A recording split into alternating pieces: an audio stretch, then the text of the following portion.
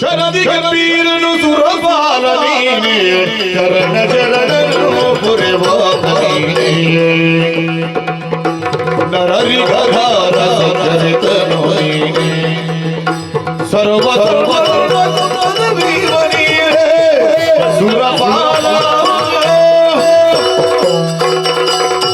ಇದು ಮೇಘಾಧಿಪ. ಓ ಸುರಪಾಲ, ಮಳೆಯನ್ನು ಸುರಿಸು.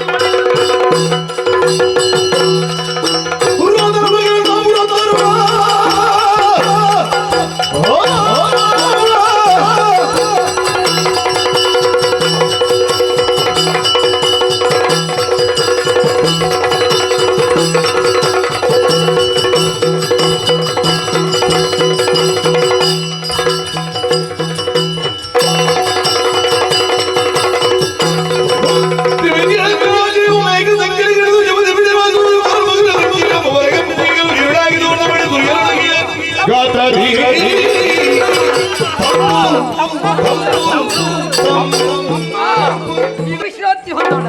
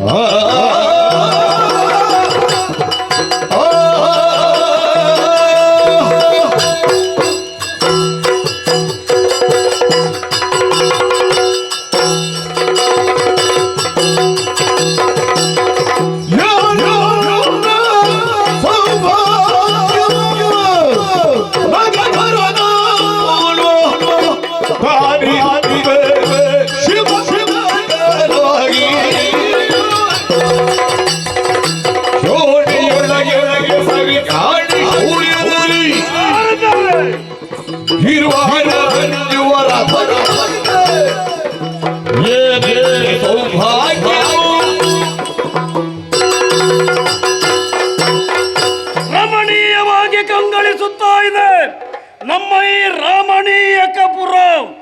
ಅರಸನಾಗಿ ಲವಣಾಸುರ ಮೆರೆಯುತ್ತಾ ಇದ್ದಾನೆ. ತಂದೆಯವರೇ ಮಧುರಕ್ಕಸ. ಹಿಂದೆ ಬಲಿಚಕ್ರವರ್ತಿಗಳ ಕಾಲದಲ್ಲಿ ಅವರ ಬಲಗೈ ಭಂಟನಾಗಿ ಹಗಲು ರಾತ್ರಿ ದುಡಿದವರು. ಏನು ಮಾಡೋಣ, ಬಲಿ ಚಕ್ರವರ್ತಿಗಳ ಕಾಲಾನಂತರ ತಂದೆಯವರೇ ಸ್ಥಾಪಿಸಿದಂತಹ ಪುರ ರಾಮಣೀಯಕ ದ್ವೀಪ. ವರ್ತಮಾನ ಕಾಲದಲ್ಲಿ ಅವರ ಮಗನಾಗಿ ಆಳ್ವಿಕೆಯನ್ನು ನಾನು ನಡೆಸುತ್ತಾ ಇದ್ದೇನೆ. ಬಹಳಷ್ಟು ವಿಶೇಷತೆಗಳು ನಮ್ಮದಾದಂತಹ ಈ ಪುರಕ್ಕೆ ಇದೆ. ಎಂತಹ ಬಲಾಢ್ಯರಿಗೂ ಕೂಡ ಈ ದ್ವೀಪವನ್ನು ಪ್ರವೇಶ ಮಾಡುವುದಕ್ಕೆ ಕಷ್ಟ ಸಾಧ್ಯ. 2 ರೀತಿಯ ಕೋಟೆಗಳು, ಸಮುದ್ರದಲ್ಲಿ ಸಾವಿರಾರು ಮಕರಗಳು, ಸಮುದ್ರ ದಾಟಿ ವಿರೋಧಿಗಳು ದ್ವೀಪಕ್ಕೆ ಕಾಲಿಟ್ಟರು ಎಂದಾದರೆ ಕರ್ಕಟಗಳು ಅಂದರೆ ಚೇಳುಗಳು, ವಿಷಪೂರಿತವಾದಂತಹ ಚೇಳುಗಳು. ಯಾವುದೇ ತೊಂದರೆ ಇಲ್ಲದೆ ಸುಖದಿಂದ ಜೀವನವನ್ನು ಸಾಗಿಸುತ್ತಾ ಇದ್ದೇವೆ.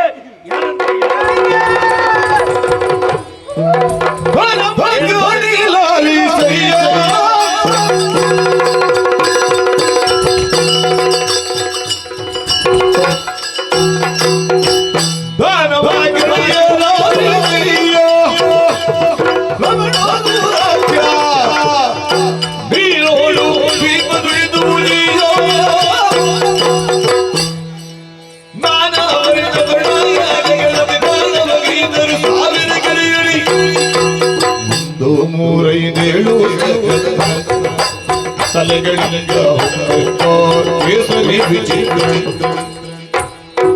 ಕತ್ತು ಕಪ್ಪು ಬೆಳೆದ ಯೋಜನೆಗಿದೆ. ಎಡೆಯಂತೆ ಬರುವವರು ಮುಸುಗುಟ್ಟಿ, ಎಡೆಯಂತೆ ಬರುವವರು ಮುಸುಗುಟ್ಟಿ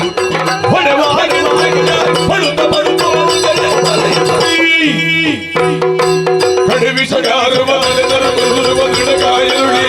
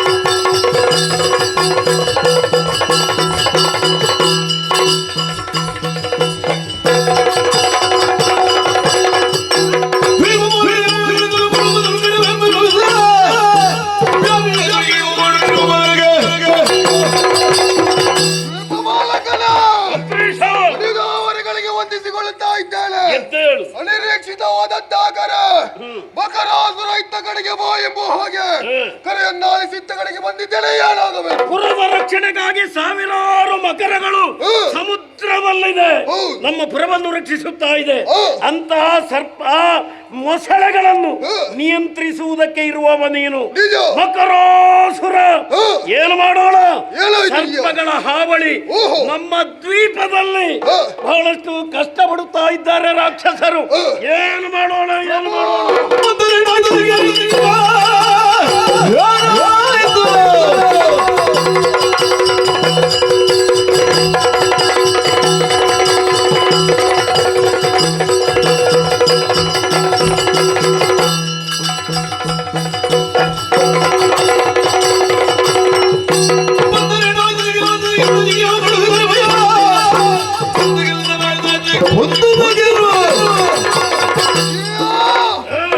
ಸರ್ಪಗಳು ನಮ್ಮ ರಮಣೀಯ ದ್ವೀಪಕ್ಕೆ ಬಂದರೇನಾಯ್ತು? ನಮ್ಮ ದ್ವೀಪದ 4 ದಿಕ್ಕುಗಳಿಗೆ ಬೆಂಕಿಯನ್ನು ಕೊಡೋಣ. ಉರಿಯುವಂತಹ ಬೆಂಕಿಗೆ ಆ ಸರ್ಪಗಳು ಸುಟ್ಟು ಹೋಗುತ್ತದೆ. ಎಲ್ಲಿಯಾದರೂ ಮತ್ತು ಸರ್ಪಗಳು ಉಳಿದ್ರೆ ಆ ಸರ್ಪಗಳನ್ನು ಹಿಡಿದು ಸಮುದ್ರಕ್ಕೆ ಬಿಸಾಡೋಣ. ಆ ಕಾಲದಲ್ಲಿ ನಮ್ಮದಾದಂತಹ ಮಕರಗಳಿಗೆ ಒಂದು ಔತಣದ ಊಟ ಸರಿಯಾಗುತ್ತದೆ. ಸರಿ, ಹೋಗಿ ಬಾ, ಹೋಗಿ ಬಾ.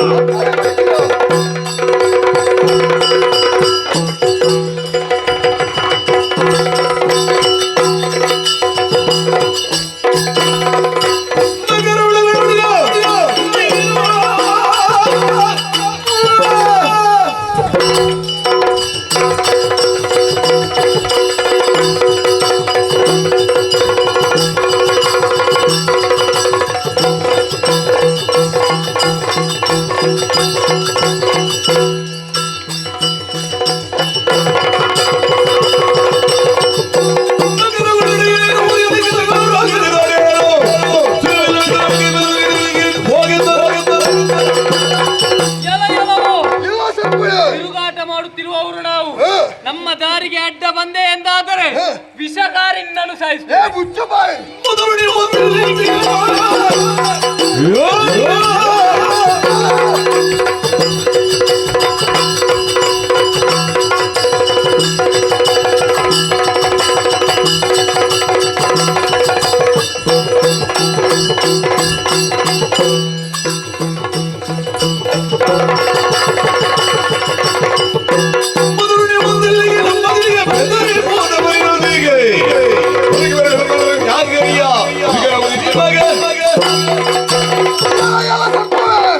ನೀವು ಮೊದಲು ಬಂದು ನಿಂತದ್ದು ನಮ್ಮದಾದಂತಹ ರಮಣೀಯ ದ್ವೀಪಕ್ಕೆ ಬರುವಂತಹ ಕಾಲದಲ್ಲಿ ನಮ್ಮಲ್ಲಿ ಇರುವಂತಹ ಜೀವಿಗಳನ್ನೆಲ್ಲ ತಿಂದು ಮುಗಿಸಿದವರಿದ್ದೀರಿ. ಈ ಕಾಲದಲ್ಲಿ ನೀನೆಲ್ಲ ಮಾಡಿಸಿಕೊಂಡು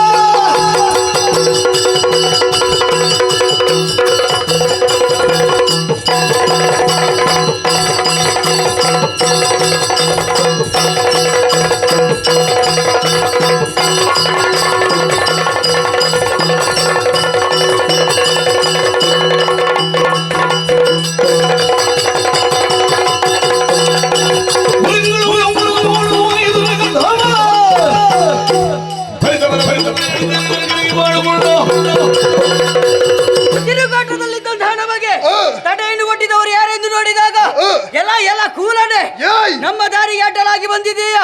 ಒಳ್ಳೆ ಮಾತಿನಿಂದ ಹೇಳುತ್ತಾ ಇದ್ದೇನೆ, ದಾರಿಯನ್ನು ಬಿಟ್ಟರೆ ಲೇಸು, ಇಲ್ಲ ಬಂದರೆ ವಿಷವಾಡು.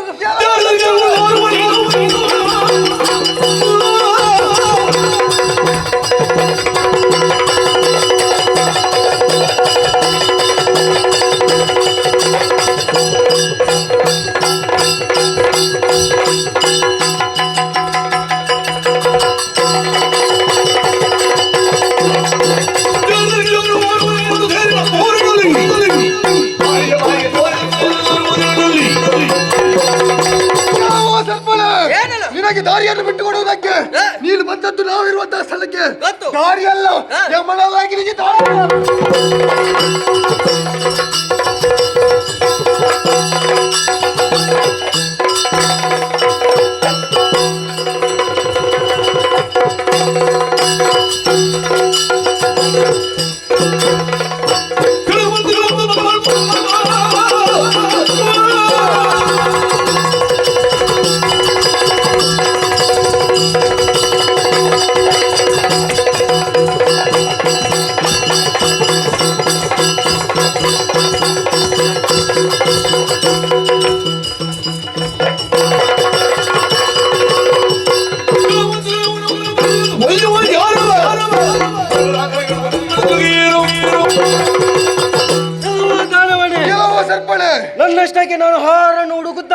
ನನ್ನ ದಾರಿಯಲ್ಲಿ ಹೋಗ್ತಾ ಇದ್ದೆ, ನನ್ನ ದಾರಿಗೆ ಅಡ್ಡ ಬರ್ತಾ ಇದೆಯಲ್ಲ, ಇಲ್ಲವನ್ನು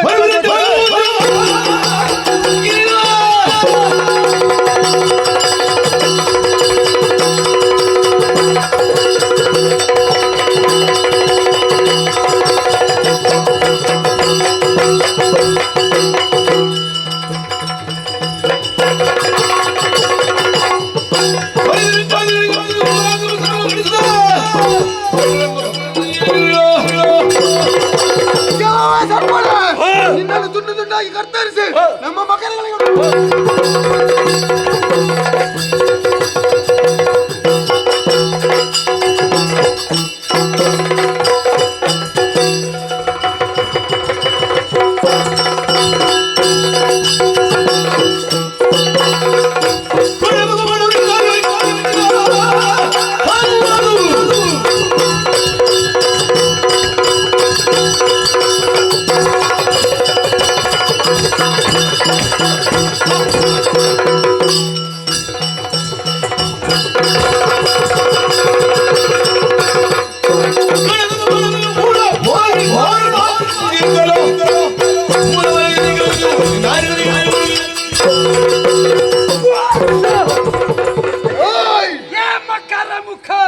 ಬುಸುಗುಡುತ್ತೀಯ ನೀನು.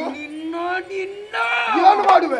ನಮ್ಮವರನ್ನೆಲ್ಲ ನೀನು ಓಡಿಸಿದೀಯಾ? ಹೌದು. ನಮ್ಮ ಬೆಂಬಲ ಎಷ್ಟು ದೊಡ್ಡದಂತೂ ಗೊತ್ತುಂಟ ನಿಮ್ಮವರನ್ನು ಕೇವಲ ನಾನು ಓಡಿಸಿದಲ್ಲ, ಕೆಲವರನ್ನು ತುಂಡು ತುಂಡಾಗಿ ಕತ್ತರಿಸಿ ನಮ್ಮದವರಾದಂತಹ ಮಕರಗಳಿಗೆ ಉಣ್ಣಬಡಿಸಿ ಸುಲಭ ಇಲ್ಲ. ಹಾಗೆ ನೀನು ತುಂಡು ಸುಲಭ ಇಲ್ಲದ ಕಾರ್ಯವನ್ನು ಮಾಡಿದ.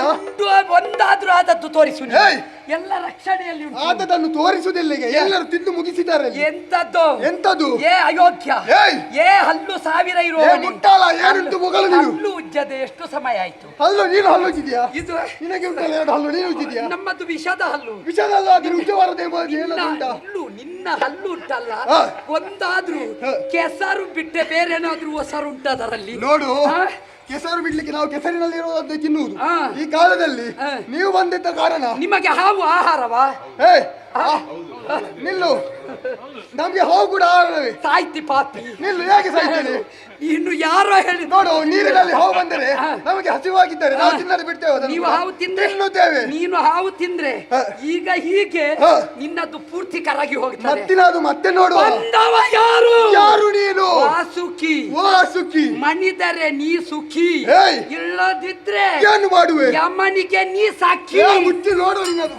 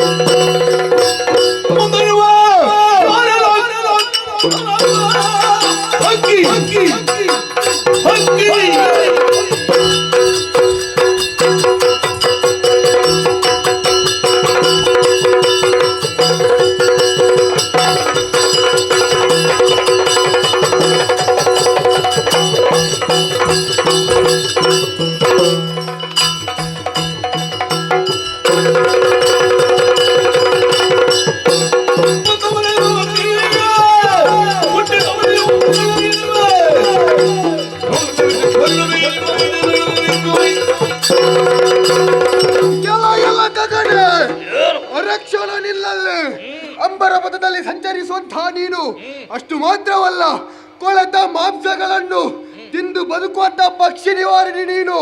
ಈ ಕಾಲದಲ್ಲೇ ನಿನ್ನ ಆಹಾರವಾಗಿರುವಂತಹ ಸರ್ಪಗಳನ್ನು ತಿನ್ನಬೇಕಾದಂತಹ ನೀನು ಅವರನ್ನು ರಕ್ಷಿಸುವುದಕ್ಕೆ ಮುಂದಾದೆಯ. ನಿನ್ನ ರೆಕ್ಕೆಗಳನ್ನು ಕತ್ತರಿಸುವೆನು.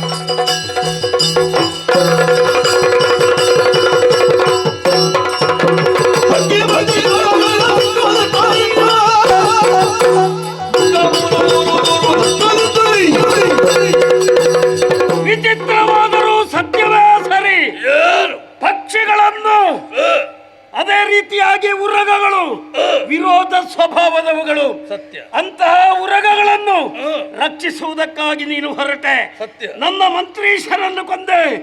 ಎಲ್ಲ ಹಕ್ಕಿಯೇ ನಿನ್ನನ್ನು ಸೀಳಿ ನುಂಗುತ್ತೇನೆ ಬಾ.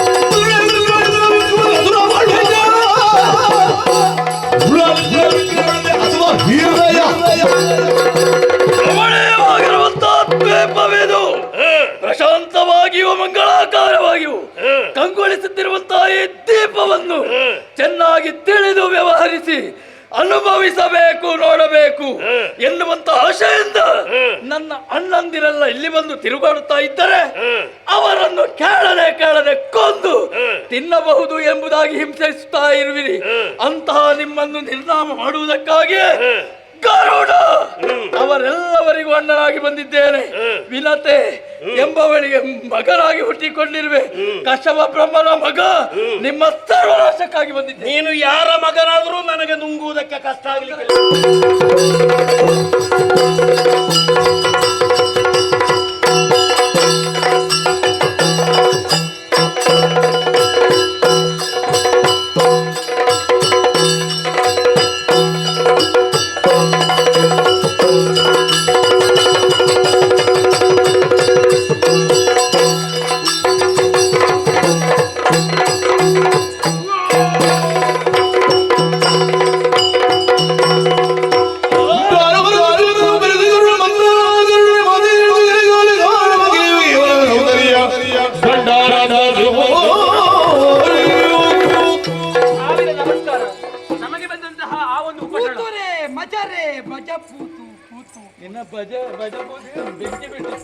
ನಿನ್ನ ತಾದ ಶೌರ್ಯಕ್ಕೆ ಮೆಚ್ಚಿದ್ದೇವೆ. ಆಯ್ತಲ್ಲ, ಎಲ್ಲೆಲ್ಲ ಹೋಗಿ ಕೆಲಸದವರು ಅಂದ್ರೆ ಹೀಗೆ ಬೇಕು. ಹೌದಪ್ಪ. ಒಂದು ನಿನ್ನ ಕೆಲಸದ ನಿಷ್ಠೆ, ನಿನ್ನ ನಿಷ್ಠೆಗೆ ನಾವು ಮೆಚ್ಚಿದ್ದೇವೆ. ಮೆಚ್ಚಬೇಕು. ಹೌದಾ? ಏನು ಕೊಡುವುದಿಲ್ಲ ಈ ಸುಮ್ಮನೆ ಮೆಚ್ಚಿಗೆ ಮಾತ್ರ. ಅಲ್ಲ, ನಿನಗೆ ಬೇಕಾದ್ದು ನಮ್ಮದಾಗುತ್ತದೆ. ಹೌದಾ? ಇವನು ಇಲ್ಲದಿದ್ರೆ ನಮ್ಮ ಪ್ರಾಣವೇ ಹೋಗುತ್ತಿತ್ತು. ಹೋಗಲಾಗಿತ್ತು. ಆದ್ರೆ ನೀನ್ ಮಣ್ಣು ತಿಂತೀಯ? ನಿಮಗೆ ಇಲ್ಲಿ ಇಷ್ಟಿಷ್ಟು ಹಾಕುದು ನಾನು, ನೀನ್ ಮಣ್ಣು ತಿಂತೀಯ. ನಾನಿನ ದೊಡ್ಡಮ್ಮ. ಇದು ಅಮ್ಮ, ಇದು ವಿಹಾರ ಇಲ್ಲೆಯಾ? ಇಲ್ಲಿ ಅಲ್ಲ, ಇನ್ನು ತುಂಬಾ ಕಡೆ ಉಂಟು. ತುಂಬಾ ಕಡೆ ನೋಡ್ಲಿಕ್ಕೆ ಉಂಟು. ಎಷ್ಟು ನೋಡ್ಲಿಕ್ಕೆ ಉಂಟು, ಉಳಿದಿದೆ ಎಷ್ಟು. ಚಿಕ್ಕಮ್ಮ, ನಮಗೆ ಬೇರೆ ಕಡೆ ಕರ್ಕೊಂಡು ಹೋಗ್ಲಿ. ಆಯ್ತು. ಇನ್ನು ನಿಮ್ಮ ಆಸೆ ಮುಗಿಯಲಿಲ್ಲ. ಇನ್ನು ಯಾವ ದೃಶ್ಯ ನೋಡಬೇಕು? ಇನ್ನು ಕರುಣಾ ದೃಶ್ಯ ಆಯ್ತು, ವೀರರಸ ಮುಗಿದಾಯ್ತು. ಇನ್ನು ಯಾವುದು? ಇನ್ನು ಶೃಂಗಾರ, ಇನ್ನು ಶೃಂಗಾರ. ಮತ್ತೆ ಅದೆಲ್ಲ ಹೀಗೆಲ್ಲ ಹೀಗೆ ಎಸೆಯುವುದು, ಅದೊಂದು ಕಡೆಗೆ ಹೋಗಿ ಬೀಳುವುದು. ಈ ಪ್ರಾಯದಲ್ಲೂ ಶೃಂಗಾರ ಬೇಕಲ್ಲ ಅಮ್ಮ. ಇವರಿಗೆಲ್ಲ ಏನು ಮಾಡಬೇಕು?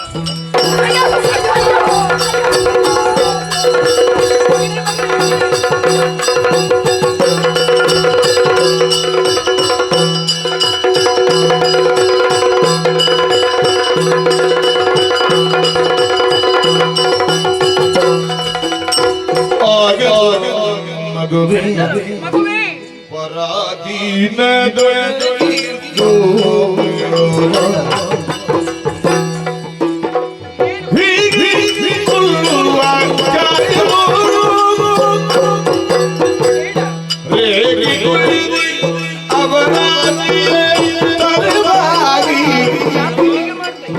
ಹೀಗೆ ಪೂರೈಸಬೇಕು ಆಡವಾಗು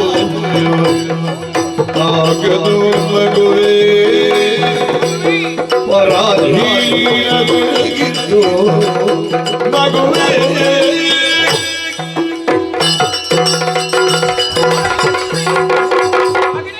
ಬಡಿತೇನೆ ಅವರಿಗೆ. ಸಮಾಧಾನವನ್ನು ಮಾಡಿಕೋ ಕಂದ. ರಾಕ್ಷಸರಲ್ಲಿ ನನ್ನನ್ನು ಪೆಟ್ಟು ತಿಂದು ಸಾಯುವಂತೆ ಮಾಡಿದ್ರು ಪಾಪಿಗಳು. ಕಂದ, ಆದರೆ ಏನು ಮಾಡೋಣ, ಎಲ್ಲರನ್ನು ಹೊಡೆದು ಓಡಿಸಿದರು. ನಿನಗೆಷ್ಟು ನೋವಾಗಿದೆ ಎನ್ನುವುದು ನನಗೆ ಅರ್ಥವಾಗುತ್ತಾ ಉಂಟು. ಗಗನದಲ್ಲಿ ಸಂಚರಿಸಿದೆ ಅವರನ್ನು ಹೊತ್ತುಕೊಂಡು. ನಿನಗೆಷ್ಟು ರೋಷಾವೇಶ ಉಕ್ಕುತ್ತಾ ಇದೆ ಎನ್ನುವುದನ್ನು ನಾನು ಅರ್ಥ ಮಾಡಿಕೊಂಡವಳಿದ್ದೇನೆ. ಬಾರದೆ ಇರ್ತದೆ ಹೇಳಿ. ಕಂದ, ಅಮ್ಮ, ಈ ಸಿಟ್ಟಿನ ಬರದಲ್ಲಿ ಅವರಿಗೆ ಹೊಡೆಯುವುದಕ್ಕೆ ಮುಂದಾಗುತ್ತಾ ಇದ್ದೀಯ.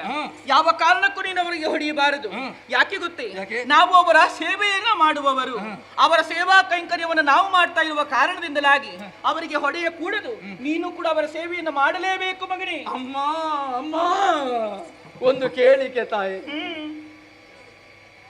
ಇದುವರೆಗೆ ಅವರ ಸೇವೆಯನ್ನು ಮಾಡಿಕೊಂಡು ಬಂದವರು ನೀವು. ತುಂಬಾ ಸಮಯಗಳಿಂದ ಮಾಡ್ತಾ ಇದ್ದೀವಿ. ನಿಮಗೆ ಚಿತ್ರಹಿಂಸೆಯನ್ನು ಕೊಡುವುದು ಕಣ್ಣಾರೆ ಕಂಡಿದ್ದೇನೆ. ಆದರೆ ನಾನೇನೋ ಬಲಾಢ್ಯನಿದ್ದೇನೆ. ಅಕ್ಷಯ ಬಲವನ್ನು ಹೊಂದಿರುವಂತಹ ನಾನು ಅವರು ಕೊಡುವಂತಹ ಹಿಂಸೆಗೋ ಅವರು ಸೇವೆಯನ್ನು ಅವರು ಹೇಳಿದಂತೆ ಕೇಳುವುದಕ್ಕೆ ನನಗೆ ಕೂಡುತ್ತದೆ. ಆದರೆ ನೀನು ಇನ್ನೂ ಸುದೀರ್ಘ ಕಾಲ ಅವರ ಸೇವೆಯನ್ನು ಮಾಡುವುದಕ್ಕಾಗುತ್ತದೆ ಹೇಳಿ. ತಾಯೇ, ಏನು ಕಂದ? ನನ್ನ ಒಂದು ಆಸೆ. ಹೇಗೆ? ನಿಮ್ಮ ಈ ದಾಸಿತ್ವ ಮುಕ್ತಿಯಾಗುವುದು ಹೇಗೆ? ಯಾವಾಗ ಮುಕ್ತಿ? ಅವರಿಗೆ ಮುಕ್ತಿ ಆಗಬೇಕು ಅಂತಾದ್ರೆ ಏನು ಮಾಡಬೇಕು? ಇಷ್ಟನ್ನು ಕೇಳಿಕೊಂಡು ಬಂದ್ರಿ ಅಂತಾದ್ರೆ ತಾಯೇ, ಅವರು ಯಾವ ಕೆಲಸವನ್ನು ಹೇಳುತ್ತಾರೋ, ಯಾವ ಕಾರ್ಯವನ್ನು ಆಡುತ್ತಾರೋ ಅದನ್ನು ಮಾಡುವುದರ ಮೂಲಕ ನಿಮಗೆ ಮುಕ್ತಿಯನ್ನು ಒದಗಿಸುವುದಕ್ಕೆ ಈ ಗರುಡ ಸದಾ ಸಿದ್ಧರಿದ್ದೇನೆ. ಕೇಳಿಕೊಂಡು ಬಂದಿದ್ದಾಯೇ ಕೇಳಿ. ನಾನು ಕೇಳುವುದಕ್ಕಾಗುವುದಿಲ್ಲ ಕಂದ. ಯಾಕೆ ಗೊತ್ತೇ? ನೀನೀಗ ಅವರ ಭರವಸೆಗೆ ಪಾತ್ರನಾದವನು, ಅವರ ಮಾನ ಪ್ರಾಣವನ್ನು ರಕ್ಷಿಸಿದವನು. ಹೀಗಿರುವಾಗ ನೀನು ಏನು ಹೇಳಿದ್ರು ಕೂಡ ಅವರು ಹೇಳ್ತಾರೆ. ಹಾಗಾಗಿ ನನ್ನ ದಾಸ್ಯತ್ವದಿಂದ ಮುಕ್ತಿಯನ್ನು ಪಡೆದುಕೊಳ್ಳಬೇಕು ಅಂತಾಗಿದ್ದರೆ ಅವರು ಏನು ಮಾಡಬೇಕು ಅದನ್ನು ನೀನು ಕೇಳಿಕೊಂಡು ಆಶೀರ್ವಾದ ಮಾಡಿದ್ದಾಯೇ.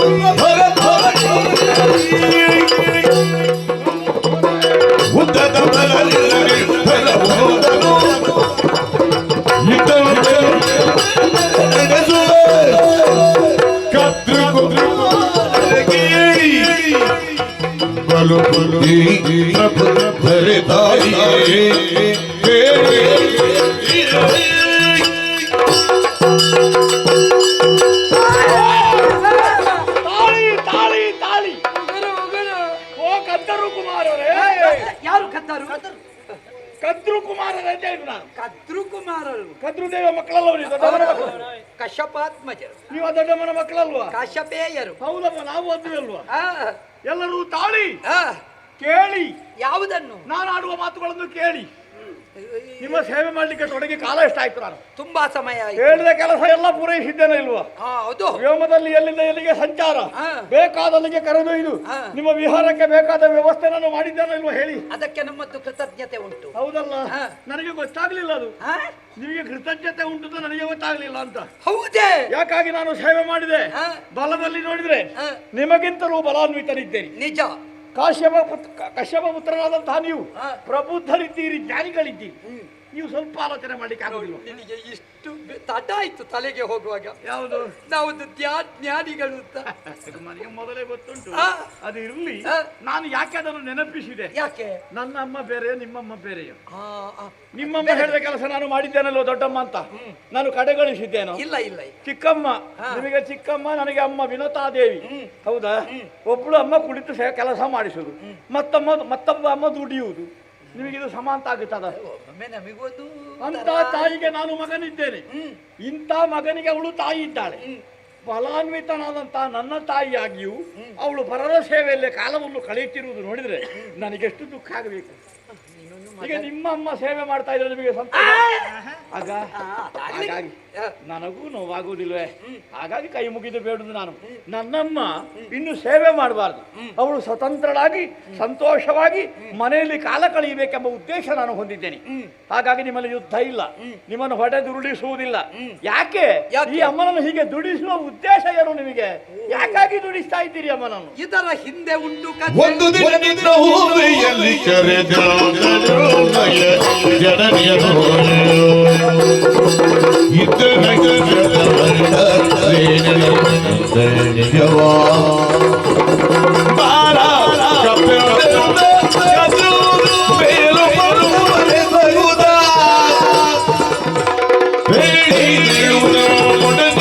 ಕುದುರೆಯ ಬಾಲವನ್ನು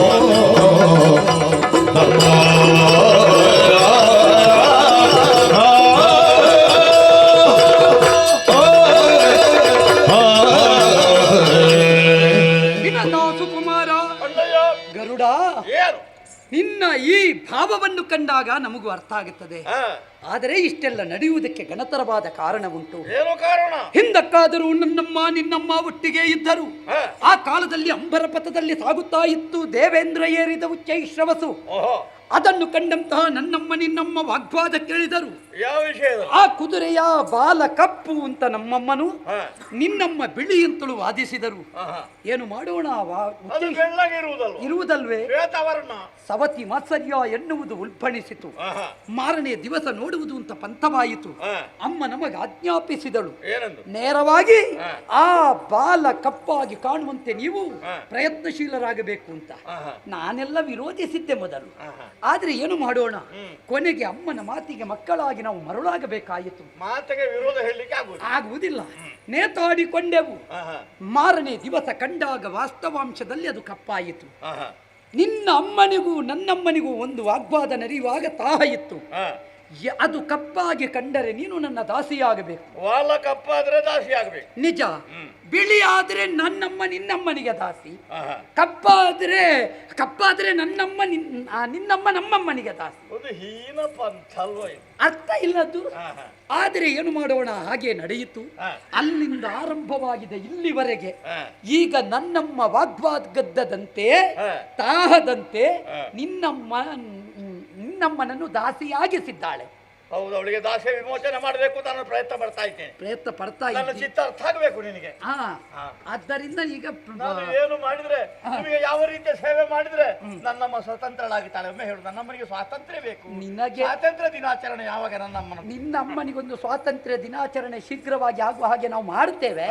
ಆದ್ರೆ ಒಂದುಂಟು, ನಮಗೂ ಸ್ವಂತಿಕೆ ಇಲ್ಲ. ಅಮ್ಮನಲ್ಲಿ ಕೇಳಬೇಕಲ್ಲ ಒಂದು ಅಲ್ವಾ?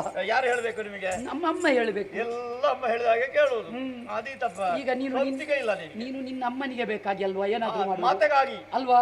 ಮತ್ತೆ ನಾವು ಮಾತೆಗಾಗಿ ಏನಾದ್ರೂ ಮಾಡಬೇಡ್ವಾ? ಹೌದೌದು, ನೀನು ಮಾತೆಗಾಗಿ ಅಲ್ಲ ಅವತ್ತು ಬಾಲ ಹಿಡಿದದ್ದು.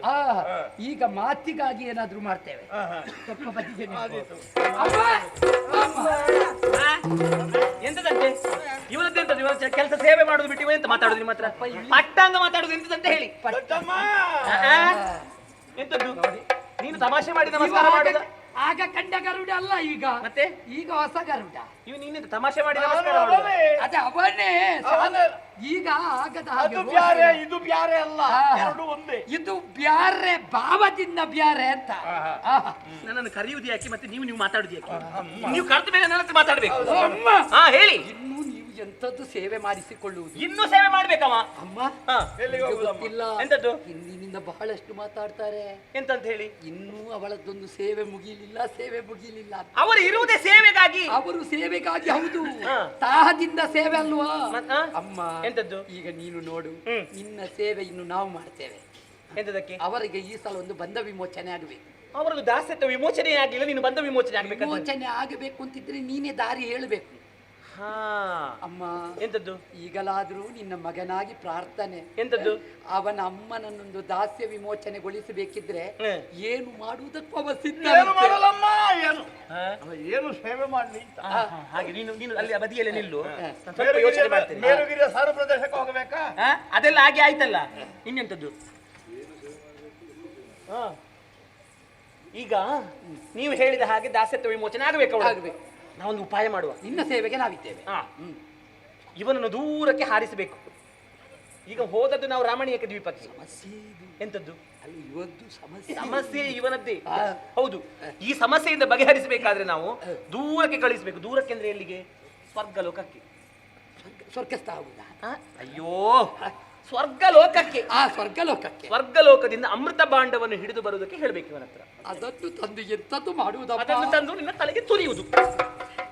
ಬೆಪ್ಪು ತಕ್ಕಡಿ ಕುಂಭಾಭಿಷೇಕ ಉಂಟ, ಅದನ್ನೇ ಮಾಡ್ಬೇಕು. ಅಯ್ಯೋ ಕುಂಭ, ನೀನು ಅರ್ಥ ಆಗುದಿಲ್ಲ ಅಂತ ಹೇಳಿ. ಎಂತದ್ದು? 4 ತೆಂಗಿನಕಾಯಿ ವಿಷಯ ಬಿಟ್ರೆ ಬೇರೆ ಎಂತದೂ ಇಲ್ಲ ನಿನಗೆ. ಇಷ್ಟು ಶುದ್ಧ ಮಾತಾಡ್ತೀನಿ. ಅಮ್ಮ, ನಿನಗೆ ಬೇರೆ ಅಮೃತ ಅಂದ್ರೆ ಏನು? ನಿನಗೆ ಹೆಣ್ಣು ಅಂದ್ರೆ ಏನು? ನಿನಗೆ ಈಗ ಬರ್ಲಿ. ನಿನಗೆ ಕೂತಲ್ಲಿಗೆ ಬರ್ತದಮ್ಮ, ನಮಗೆಲ್ಲ ಹಾಗ ಕೂತಲ್ಲಿಗೆ ಸೇವೆ. ನೀನು ತಂದ ಕೂತಲ್ಲಿಗೆ ಬರುವುದು. ತೆಂಗಿನಕಾಯಿಗೆ ಹೇಗೆ ಈ ಸಲ? ಅಲ್ಲ, ತೆಂಗಿನಕಾಯಿನ ತಲೆಗೆ ಹೊಡಿಲಿಕ್ಕೆ. ಇದು ತೆಂಗಿನಕಾಯಿ ಇಲ್ಲದಿದ್ರೆ ಮತ್ತೆ ಇರುವುದಿಲ್ಲ, ಅದು ಒಂದು ವಿಷಯ ಬೇರೆ. ಅಮೃತ ಭಾಂಡವನ್ನು ತರಲಿಕ್ಕೆ ಹೇಳಬೇಕು ನಾವು. ಅಮೃತ ಭಾಂಡವನ್ನು ತಂದ್ರೆ 2 ಉಪಯೋಗ ಉಂಟು. ಏನು? ತಂದ್ರೆ ನಮಗೆ ಉಪಯೋಗ. ಹೇಗೆ? ತರದಿದ್ರು ನಮಗೆ ಉಪಯೋಗ. ಹೇಗೆ? ತಂದ್ರೆ ನಾವು ಅಮೃತವನ್ನು ನೀವು ಕುಡಿತೀರಿ. ಕುಡಿದ್ರು ನಿಮಗೊಂದು ಶಾಪ ಹಾಕಿದ್ದೇನೆ ನಾನು. ಹೌದು, ಮತ್ತೆ ಹೋಗಿ ಅಂತ ಹೇಳಿ. ಮುಂದೆ ಜನಮೇ ಜಯನ ಯತ್ಯ ಕುಂಡದಲ್ಲಿ ನೀವು ಸಟ್ಟು ಹೋದ. ಒಂದು ವೇಳೆ ನೀಗವನ್ನು ನಿನ್ನ ಹಲ್ಲು ಉಂಟಲ್ಲ, ಎಲ್ಲಿಯಾದ್ರೂ ಅಲ್ಲಿ ಕಬ್ಬು ಕೊಡ್ತಾ ಇದ್ರೆ ರಸ ಬರ್ತಿತ್ತು.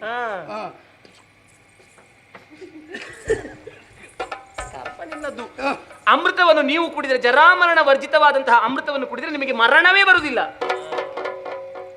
ನೀವು ಬದುಕಿ ಉಳಿಬೇಕಾ? ನೀವು ಅಮೃತವನ್ನು ಕುಡಿಬೇಕಾ? ಅವ ತರಬೇಕು. ಒಂದು ವೇಳೆ ಅವನಿಗೆ ತರಲಿಕ್ಕೆ ಆಗದಿದ್ರೆ ಮಾರಿ ಸಂತಾನ ಹೋದದ್ದಾಚೆ ಹೋಗ್ಲಿ, ದೂರಕ್ಕೆ ಹೋಗ್ಲಿ, ನಮಗೆ ಬರುವುದಿಲ್ಲ. ಅಮ್ಮ, ದೊಡ್ಡ ಹಿಂಸೆ ಆಗ್ತದೆ ಅವನದ್ದು. ಅವನದ್ದು ಆ ಉಗುರುಗಳು ಉಂಟಲ್ಲ, ಅದರಲ್ಲಿ ಒಂದು ಹೀಗೆ ಪರಚಿದ್ರೆ ನಮಗೆ ದೇವ್ರೇ. ಅಮ್ಮ, ದಾಸ್ಯತ್ವ ಬಿಡಿಸ್ತೀಯಲ್ಲ, ಅದು ತಂದ್ರೆ ದಾಸ್ಯತ್ವ ಬಿಡಿಸ್ತೇನೆ ನಾನು. ಕೆಲವು ಸಲ ಕೂತುತ್ತಿದ್ದವರಿಗೆಲ್ಲ ಮತ್ತೆ ದುಡಿಲಿಕ್ಕೆ ಆಗುದಿಲ್ಲ. ನೀನೀಗ ದುಡಿದಿದ್ಯಾ? ನೀನು ಕೂತೇ ನಿಂದದ್ದು. ನಿನ್ನ ಸೇವೆಗೆ ನಾವಿದ್ದೇವಲ್ಲಮ್ಮ. ಆಯ್ತು. ಹಲವು ಮಕ್ಕಳ ತಾಯಿ. ಎಂತದ್ದು? ಅಮೃತೇಶ್ವರಿ. ಅದೇ ಅಮೃತವನ್ನು ತಂದರೆ. ಅಮೃತ ತಂದೆ.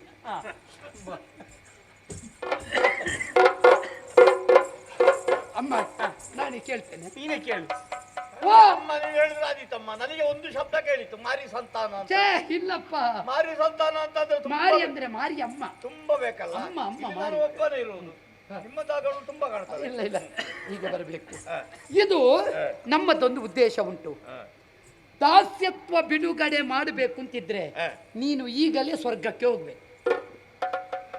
ಅಮ್ಮನನ್ನು ಬಿಟ್ಟು ನಾನು ಸ್ವರ್ಗಕ್ಕೆ ಹೋಗುದಾ? ಹಾಗಲ್ಲ, ಸ್ವರ್ಗಕ್ಕೆ ಹೋಗಿ ಅಲ್ಲಿ ಅಬ್ಧಿಮತನದ ಕಾಲದಲ್ಲಿ ಸಿಕ್ಕಿದೆ ಅಮೃತ. ಆ ಅಮೃತವನ್ನು ನೀ ತಂದರೆ ಅದನ್ನು ನಾವು ಕುಡಿದ್ರೆ ನಮ್ಮನ್ನು ಬದುಕಿಸಿದ ಪುಣ್ಯ ನಿನಗೆ. ಈಗ ಹತ್ತಿದ್ದೀರಾ ನೀವು? ನಾವು ಮುಂದೆ ನಮ್ಮದೆಲ್ಲ ಭಯಂಕರ ಉಂಟು. ತರುವ ಮಾತ್ರ ಕೆಲಸ ಅಲ್ಲ, ನಮಗೆ ಬದುಕಿಸುವ ಕೆಲಸ. ಬದುಕು ಕೊಟ್ಟ ಪುಣ್ಯ ನಿನಗೆ ನಾಗದೋಷವೇ ಬರುವುದಿಲ್ಲ. ಮಾತ್ರ ಅಲ್ಲ, ನಿನ್ನ ಅಮ್ಮನನ್ನು ದಾಸ್ಯತ್ವದಿಂದ ನನ್ನಮ್ಮ ಬಿಡುಗಡೆ ಮಾಡ್ತಾರೆ. ಹೌದಮ್ಮ, ಅಮೃತವನ್ನು ತರಲಿಕ್ಕೆ. ಕದ್ದರಮ್ಮ ಹೇಳಿದ ಸರಿ. ಕದ್ದರಮ್ಮ ನೀವು ಸರಿಯಾಗಿ ಒಂದು ಸಲ ಚಂಚು ಸ್ವಲ್ಪ ಪದರ ಕೊಡುದು ನನಗೆ. ಕದ್ದರ ದೇವಿ.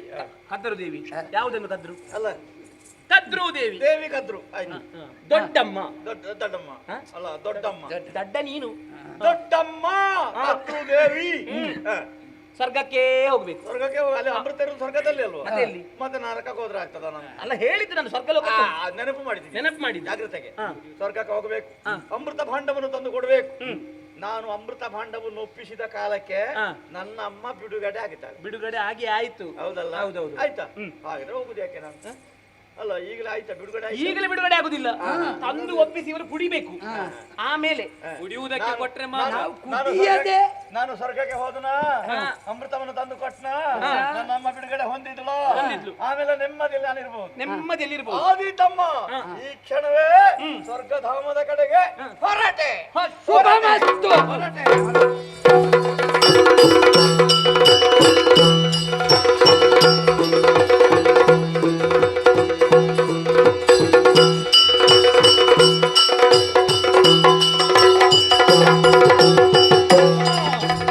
ಕೇಳಿಗೆ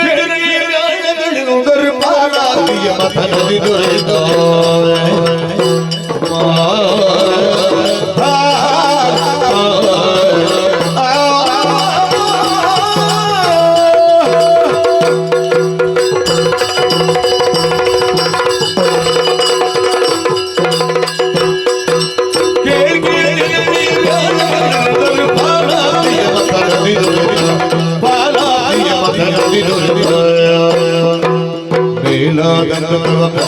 ಪಾಲಿಸಿದರೆ ಸುಖದೋಳ್ಗಳು ಖಚಿತ ಮೇಲಾದ ಪಾಲಿಸಿದರೆ ಸುಖದೋಳ್ಗಳು ಖಚಿತ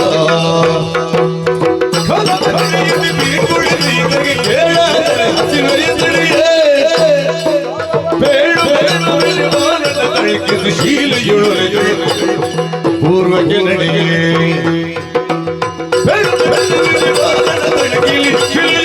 ಪೂರ್ವಕ್ಕೆ ನಡೆಗೆ ಜನನಿಗೆ ಗಾಳಗಳೆಂದರ ಪಾಲನದಿ ದೊರೆತ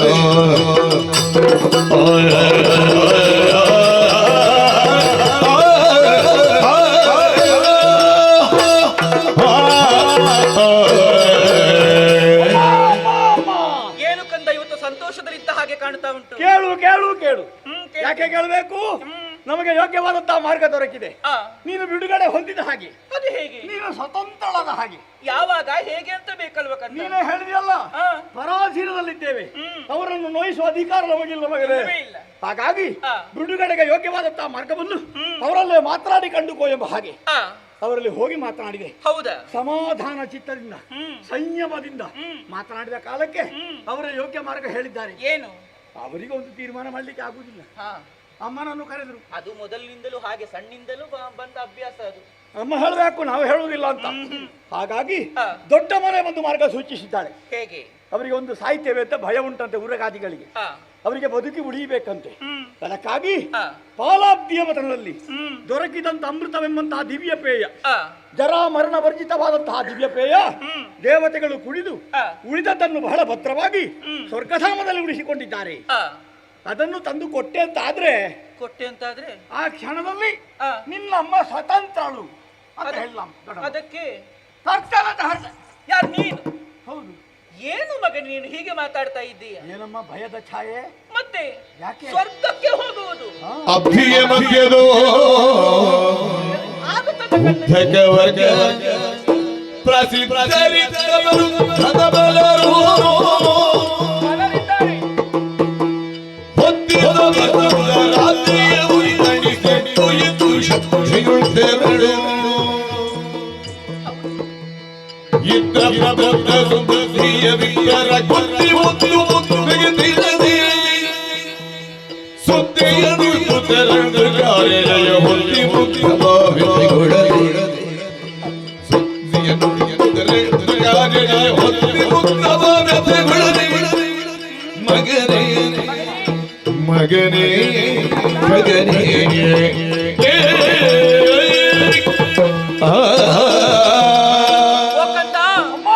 ನಿನ್ನ ಮಾತುಗಳನ್ನು ಕೇಳುವಂತಹ ಸಮಯದಲ್ಲಿ ಸಂತೋಷವೇ ನನಗಾಗುತ್ತಾ ಉಂಟು. ಮತ್ತೆ ಚಿಂತೆಯ ಛಾಯೆ ಕಾಣ್ತಾ ಇದೆ ಮುಖ. ಕಾರಣ ಉಂಟು. ಏನು?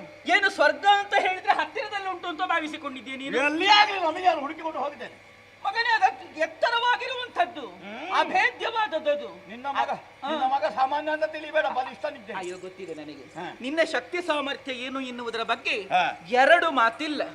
ನಾನೇನು ಅದರ ಬಗ್ಗೆ ಆಲೋಚನೆ ಇಲ್ಲದೆ ಮಾತಾಡ್ತಾ ಇರುವವಳಲ್ಲ. ನಿನ್ನ ಸಾಮರ್ಥ್ಯದ ಬಗ್ಗೆ ನಂಬಿಕೆಯೇ ನನಗುಂಟು. ಆದರೆ ಹೋಗಿ ಪಡೆದುಕೊಂಡು ಬರ್ತಿ ಎನ್ನುವಂತಹ ಭರವಸೆ ನಿನಗುಂಟಲ್ವೇ?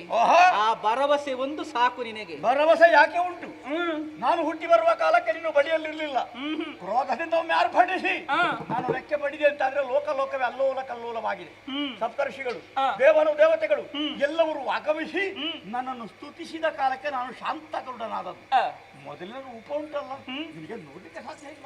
ಬೇಡಪ್ಪ, ನನಗೆ ನನ್ನ ಮಗ ಈ ರೂಪದಲ್ಲೇ ಸದಾಕಾಲ ಇರಬೇಕು. ನಾನು ಹೇಳಿದೆ ಕಿಂತ ಶಾಂತ ಆಗ್ಲಿಕ್ಕೆ ಆಗುದಿಲ್ಲ. ಎಷ್ಟು ಸಾಕು ಅಂತ ಕೇಳಿದೆ ನಾನು. ಅವಾಗ ಅವರು ಸಾಕು ಅಂತ ಹೇಳಿದೆ. ಸಾಕು ಹಾಗೆ ನಾನು ಶಾಂತ ಗರುಡನಾದದ್ದು. ಮಗನೇ, ಅಮ್ಮ ಹುಟ್ಟಿನ ಆರಂಭ್ಯದಲ್ಲಿ ಮೂರು ಮೂರ್ತಿಗಳನ್ನು ಒಲಿಸಿಕೊಂಡಿದ್ದೀಯಂತಾಗಿದ್ದರೆ ನನ್ನ ಮಗನ ಶಕ್ತಿ ಸಾಮರ್ಥ್ಯ ಎಷ್ಟು ಎನ್ನುವುದನ್ನು ಅರ್ಥ ಮಾಡಿಕೊಳ್ಳಬೇಕಾಗುತ್ತದೆ. ಆವಾಗಲೇ ಹೇಳಿದ್ದು ಗುರುತ್ಮಂತ ಗರುಡ ತಗೊಂಡಾಡಿದವರು. ಹೌದಲ್ವೇ ಕಂದ? ಅಮ್ಮ, ನೀನು ಹೋಗುವಂತಹ ಕಾರ್ಯದಲ್ಲಿ ಜಯ ಎನ್ನುವುದು ನಿನಗೆ ಲಭ್ಯವಾಗುತ್ತದೆ. ಆದ್ರೆ ಒಂದಮ್ಮ, ಏನು? ನಾನು ಹೊರಟೆ ಕಾರ್ಯ ಪೂರೈಸುವಲ್ಲಿವರೆಗೆ ಆಹಾರ ಹುಡುಕಿಕೊಂಡು ಹೋಗ್ಲಿಕ್ಕೆ ಸಾಧ್ಯ ಇಲ್ಲ. ನಿನಗೆ ಹಸಿವೆ ಅಂತೂ ತಡಿಲಿಕ್ಕೆ ಆಗ. ನನಗಿದ್ದು ಆವಾಗ ಹೊಟ್ಟೆ ಉಂಟಲ್ಲ, ಕಾವಲಿಗೆ ನೀರು ಹಾಕಿದ ಕೈ ಅಂತ ತಾಳ ಹಾಕುವುದೇ. ಹೊತ್ತಿಗೆ ನಿನಗೆ ಕೊಟ್ಟು ಅಭ್ಯಾಸ ಉಂಟು. ಎಷ್ಟು ತಿಂದ್ರು ನೀನು ಕೊಟ್ಟದ್ದು ಸಾಕಾಗುದಿಲ್ಲ. ಒಂದು ಹೊಟ್ಟೆ ಮೂಲೆ ಒಮ್ಮೊಮ್ಮೆ ಹುಡುಕ್ತಾ ಇರ್ತೀಯ ಅಲ್ಲಿ ಏನುಂಟು ಅಂತ. ಹೌದೌದು. ಹಾಗಿದ್ರೆ ಅದಕ್ಕೊಂದು ವ್ಯವಸ್ಥೆಯನ್ನು ನಾನು ಮಾಡ್ತೇನೆ. ಮಗನೇ, ಅಮ್ಮ, ಹೀಗೆ ಹೋಗುವಂತಹ ಸಮಯದಲ್ಲಿ ದ್ವೀಪ ಒಂದು ಸಿಗುತ್ತದೆ ನಿನಗೆ. ಅತ್ತಿಯ ಮಧ್ಯದಲ್ಲೊಂದು ದ್ವೀಪ ಉಂಟು. ಸಮುದ್ರ ಮಧ್ಯದಲ್ಲಿರುವಂತಹ ದ್ವೀಪಾಂತರ ಪ್ರದೇಶಗಳು. ಆ ದ್ವೀಪದಲ್ಲಿ ಕ್ರೂರ ಲುಬ್ಧಕರಿದ್ದಾರೆ. ಕಳ್ಳರು, ವಂಚಕರು, ಮೋಸಗಾರರು, ಹೌದೌದು, ಲುಬ್ಧಕರು. ಸದಾ ಕಾಲ ಬಂದವರಿಗೆಲ್ಲರಿಗೂ ಕೂಡ ಉಪಟಳವನ್ನ ಕೊಡುತ್ತಾರೆ, ಅವರನ್ನ ಹಿಂಸಿಸುತ್ತಾರೆ, ಕೆಲವರವರನ್ನ ತಿನ್ನುತ್ತಾರೆ. ಅಂತಹ ಉಪಟಳ ಕೊಡುವಂತಹವರನ್ನ ನೀನು ನಾಶ ಮಾಡಬೇಕು, ಹಿಡಿಬೇಕು, ಅವರನ್ನ ಹಿಡಿದು ಮುಕ್ಕಬೇಕು ನೀನು. ಅವರನ್ನು ತಿಂತೇನೆ. ಹೌದು, ಕಂಡವರೆಲ್ಲ ಹಿಡಿದು ಏನು ಕಂಡವರನ್ನ ತಿನ್ನುತ್ತಿ? ಕಂಡವರನ್ನು ಎಲ್ಲರನ್ನ ತಿನ್ನಬೇಕು ಅಂತೇಳಿ ಹೇಳಿದ್ದಲ್ಲ ನಾನು. ಹೊಟ್ಟೆ ತುಂಬಿಸಬೇಕಾದ್ರೆ ಕೆಲವರು ಬ್ರಾಹ್ಮಣರು ಇದ್ದಾರೆ, ಬ್ರಾಹ್ಮಣರನ್ನ ಮಾತ್ರ ಯಾವ ಕಾರಣಕ್ಕೂ ತಿನ್ನಕೂಡದು. ಓ ಕೈಲಾದರೊಳಗೆ ಪುನರ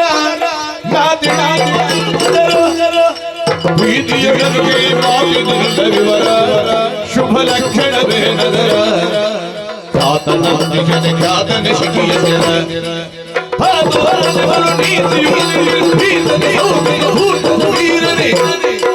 ಮಾತೆ ಕೇಳು ಕೈಲಾದರೊಳಗೆ ಪುನರ ಪ್ರೀತಿಯೊಳಗಿನಿಂದ ವಿವರ ಶುಭ ಲಕ್ಷಣವೇನದರ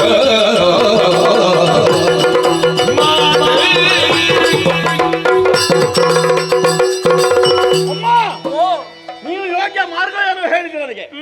ಅಲ್ಲಿರುವಂತಹ ಲುಬ್ಧಕರನ್ನು ಹಿಡಿದು ತಿನ್ನು, ಆ ಮೂಲಕವಾಗಿ ಹೊಟ್ಟೆ ತುಂಬಿಸು ಅಂತ. ನನಗೆ ಎಷ್ಟು ಸಾವಿರ ಮಂದಿ ತಿಂದ್ರು ಸಾಕಾಗಲಿಕ್ಕಿಲ್ಲ, ಗೊತ್ತಿದೆ ನನಗೆ. ನೀನು ಆ ಮಧ್ಯೆ ಹೇಳ್ತಿ ಬ್ರಾಹ್ಮಣರನ್ನು ನುಂಗುಬೇಡ ಅಂತ. ನುಂಗುಬೇಡ. ಅಮ್ಮ, ಓ ಮನುಷ್ಯರಲ್ಲಿ ಈಗ ಬ್ರಾಹ್ಮಣರು ಯಾರು, ಉಳಿದವರು ಯಾರು ಅಂತ ನನಗೆ ಗೊತ್ತಾಗುದು ಹೇಗೆ? ನಾನು ಒಟ್ಟು ನುಂಗುತ್ತಾ ಹೋಗುದಲ್ವಾ? ಆವಾಗ ಅವರ ಪರಿಚಯ ತಿಳಿದು ಹೇಗೆ, ಅವರ ಶುಭ ಲಕ್ಷಣ ಹೇಗೆ ನನಗೆ ಅರ್ಥ ಆಗುವುದು ಹೇಗೆ? ನಾ ಹೇಳ್ತೇನೆ ಮಗನೇ, ನಾನಿರುವಾಗ ನೀನು ಯಾಕೆ ಚಿಂತೆ ಹೊಟ್ಟಿಗೆಯರ ಸೃಷ್ಟಿಯ ಮರ ನಿನಗೆ ಕರಟರಿಸಿ ಹುಡುಕುತ್ತ ಕಡೆಗೆ ಕಷ್ಟಪಡುವೆ ಬಾಯಿ ಸುಟ್ಟು ಅದಕ್ಕೆ ಹೊರಗೆ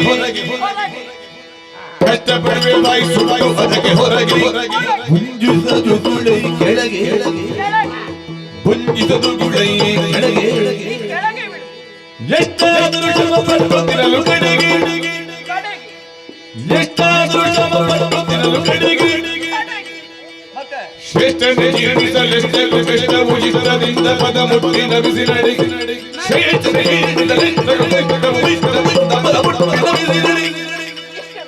ಹೊಟ್ಟಿಗಿಳಿಯನ ಸೃಷ್ಟಿಯ ಮರ ನಿನಗೆ ಕಮರ ನಿನಗೆ ಕರ್ನಾಟಕದಿ ಸಿಲುಕುದ ಕಡೆಗೆ ಕಂದ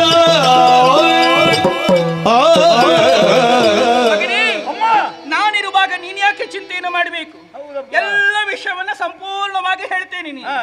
ಮಗನೇ, ನೀ ಯಾರನ್ನೇ ತಿಂದರೂ ಕೂಡ ಎಲ್ಲರೂ ಕೂಡ ನಿನ್ನ ಉದರವನ್ನ ಸೇರಿಕೊಳ್ತಾರೆ, ಗಂಟಲಲ್ಲಿ ಇಳಿಯುತ್ತಾರೆ. ಹೌದು, ಆದರೆ ಗುಳುಮು ಗುಳುಮು ಗುಳುಮು ಗುಳುಮು. ಅದೌದು, ನೀನು ನುಂಗುವಾಗ ಹಾಗೆ ಆಗುತ್ತದೆ. ಮಗನೇ, ಬ್ರಾಹ್ಮಣರನ್ನ ನೀ ನುಂಗಿದೆ ಅಂತಾಗಿದ್ರೆ ಗಂಟಲಿನಿಂದ ಇಳಿಯುವುದಿಲ್ಲ. ಉಳಿದವರು ಇಳಿತಾರೆ, ಅವ್ರು ಯಾಕೆ ಇಳಿಯುವುದಿಲ್ಲ? ಗಂಟಲಿನಲ್ಲಿ ಸುಡ್ಲಿಕ್ಕೆ ಆರಂಭವಾಗುತ್ತದೆ. ಗಂಟಲು ಉರಿಯುವಾಗ ನೀ ಬ್ರಾಹ್ಮಣರನ್ನ ತಿಂದಿದ್ದಿ ಎನ್ನುವಾಗ ಅಂದುಕೊಳ್ಬೇಕು ನೀನು. ಉಳಿದದೆಲ್ಲ ಗಂಟಲ್ಲಿ ಇಳಿಯುತ್ತದೆ, ಬ್ರಾಹ್ಮಣರ ನುಂಗುವಾಗ ಇಳಿಯುವುದಿಲ್ಲ. ಅವಾಗ ಆ ಕಾಲದಲ್ಲಿ ಹೂಗಳಬೇಕು, ಹೊರಕ್ಕೆ ಹಾಕಬೇಕು. ಹೌದು, ಮತ್ತೆ ಅವರ ಆಶೀರ್ವಾದವನ್ನು ಪಡೆದುಕೊಳ್ಬೇಕು. ಅವರಿಗೆ ನೀನು ಸಾಷ್ಟಾಂಗ ನಮಸ್ಕಾರವನ್ನು ಮಾಡಬೇಕು, ಅವರ ಸೇವೆಯನ್ನು ಮಾಡಬೇಕು.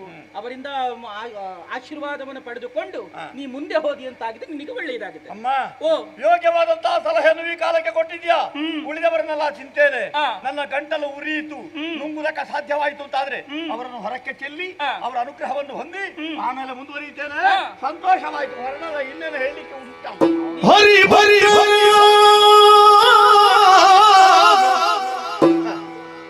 ವಿಪ್ರರ ಶರಶನ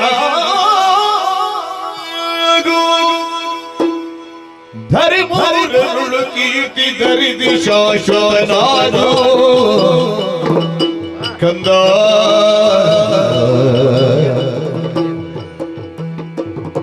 ಸುದಯ ತಗ ಕಾರ್ಯದಲ್ಲಿ ವಿಧು ಸೂರ್ಯರುದಗಿ ಗಿಂಬದಿಯ ಕಾಯಲಿ ಅಗ್ನಿ ತಲೆಯ ರಕ್ಷಿಸಲಿ. ಬದಿಯ ರೆಕ್ಕೆಗಳ ವಾಯುವುದಲು ಕುದಿರಲಿ. ಕಾಯ ಪಾಲನೆಯು ಅಷ್ಟವಸುಗಳಲ್ಲಿರಲಿ. ವಿಘ್ನದ ನಿವಾರಣೆ ಗಣಾಧೀಶಗಿರಲಿ. ನಾಮಜ್ಞಳಾಗಿರ್ಪಿಷ ಮಂತ್ರದಲ್ಲಿ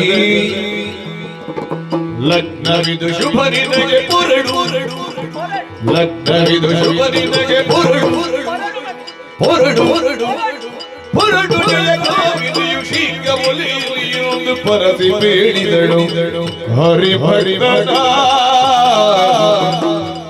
ವಿಪ್ರರ ಶರಣನಾಗು ಕತ್ತ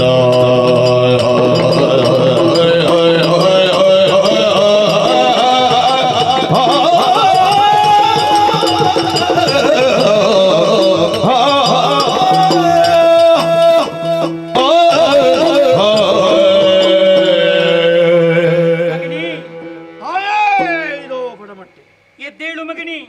ಕಂದ, ನಿನ್ನ ವೀರೋಕ್ತಿಯ ಮಾತುಗಳನ್ನು ಕೇಳುವಾಗಲೇ ಹರ್ಷ ಎನ್ನುವುದು ವ್ಯಕ್ತವಾಗುತ್ತಾ ಉಂಟು.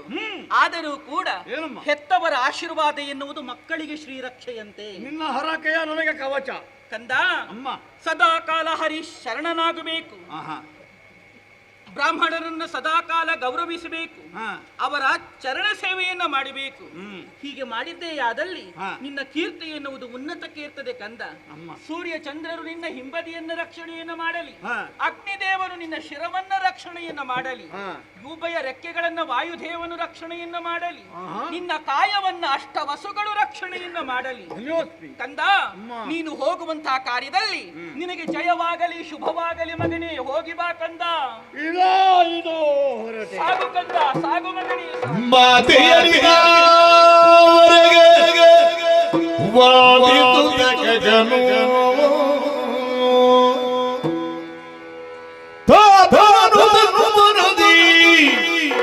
ನೆನೆದು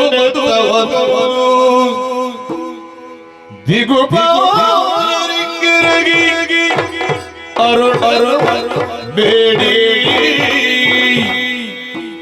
ಭಗವರನಿಗೆ ಪ್ರಣಾಮವು ಮಾಡಿ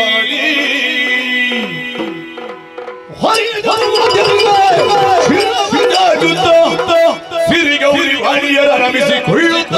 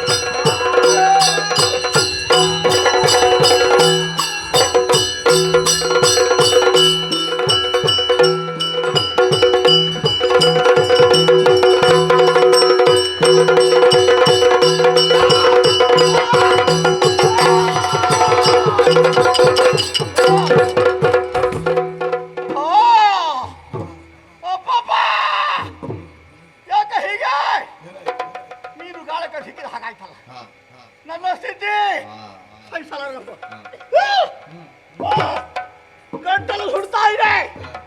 ಯಾಕೆ ಹೀಗೆ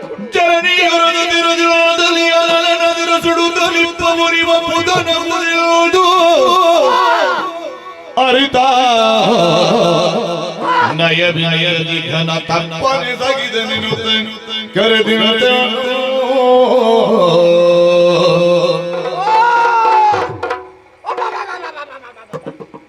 ಎಂಥ ಉರಿ ಅಪ್ಪ, ಎಂಥ ಉರಿ! ಕಂಡವ್ರನ್ನು ನುಂಗುತ್ತಾ ಮುಂದುವರಿದೆ. ಎಲ್ಲ ಹೊಟ್ಟೆ ಸೇರಿದ್ರು. ಈಗ ಒಬ್ಬ ಸಿಕ್ಕಿದ, ಆ ಮುದುಕರ ನುಂಗಿದ್ದೆ ತಡ. ಗಂಟಲಿಂದ ಕೆಳಗೆ ಇಳಿಯುವುದಿಲ್ಲ. ಗಂಟಲಲ್ಲಿ ಸುಡ್ತಾ ಇದ್ದಾರೆ. ಯಾಕೆ ಹೀಗೆ ಉರಿ? ಯಾಕೆ? ನನಗೆ ಅಮ್ಮ ಹೇಳಿದ್ದಲ್ವ ಹೊರಡುವಾಗ, ಬ್ರಾಹ್ಮಣರನ್ನು ನುಂಗಬೇಡ ಮಗನೆ ಅಂತ. ನನಗೆ ಗೊತ್ತಾಗುವುದು ಹೇಗೆ ಅಮ್ಮ ಅಂತ ಹೇಳಿದೆ ನಾನು. ಆವಾಗ ಹೇಳಿದ್ರಲ್ಲ ಗಂಟಲಲ್ಲಿ ಉರಿತಾರೆ, ಕೆಳಗೆ ಇಳಿಯುವುದಿಲ್ಲ ಅಂತ. ನೋಡೋಣ, ನಾನು ಕಾರಿದೆ ಅಂತಾದ್ರೆ ಹೊರಗೆ ಬರ್ತಾನಂತೆ.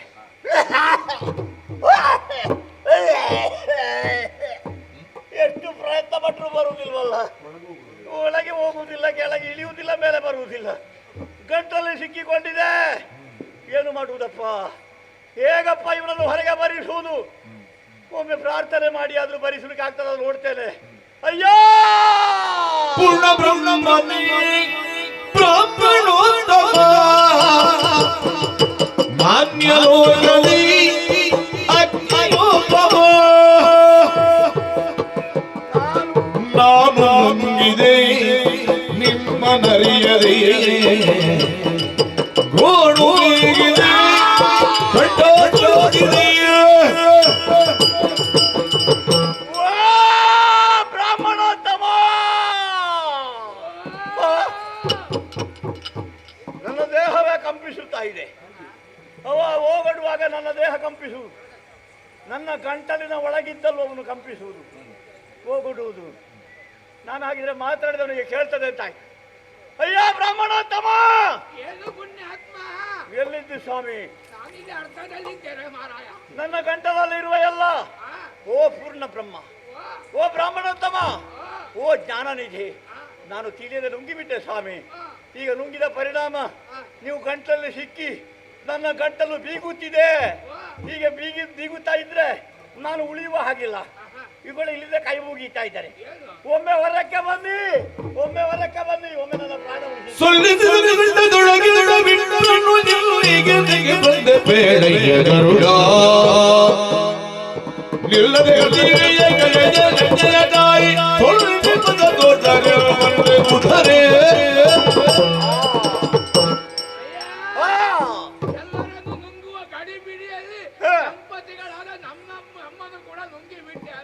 ಏನು ಮಾಡುದು ಗೊತ್ತಾಗಲಿಲ್ಲ ನನಗೆ. ಈಗ ನಾವು ಕೆಳಗೂ ಅಲ್ಲ ಮೇಲೂ ಅಲ್ಲ, ಮಧ್ಯದಲ್ಲಿ ಸಿಲುಕಿದ್ದೇವೆ. ನೀವಲ್ಲಿ ನಿಂತ್ರೆ ನಾನು ಕೆಳಗೂ ಅಲ್ಲ ಮೇಲೂ ಅಲ್ಲ ಅಂತ ಆಗುತ್ತದೆ. ಆಗುದಿಲ್ಲ ಮಾರಾಯ. ಬನ್ನಿ ಸ್ವಾಮಿ, ನನ್ನ ಪ್ರಾಣ ಉಳಿಸಿ ಸ್ವಾಮಿ. ಅಯ್ಯ, ಓ ನೀವು ನುಂಗಿದ್ದು ನನ್ನದು ಮಾತ್ರ ಅಲ್ಲ ಮಾರಾಯ.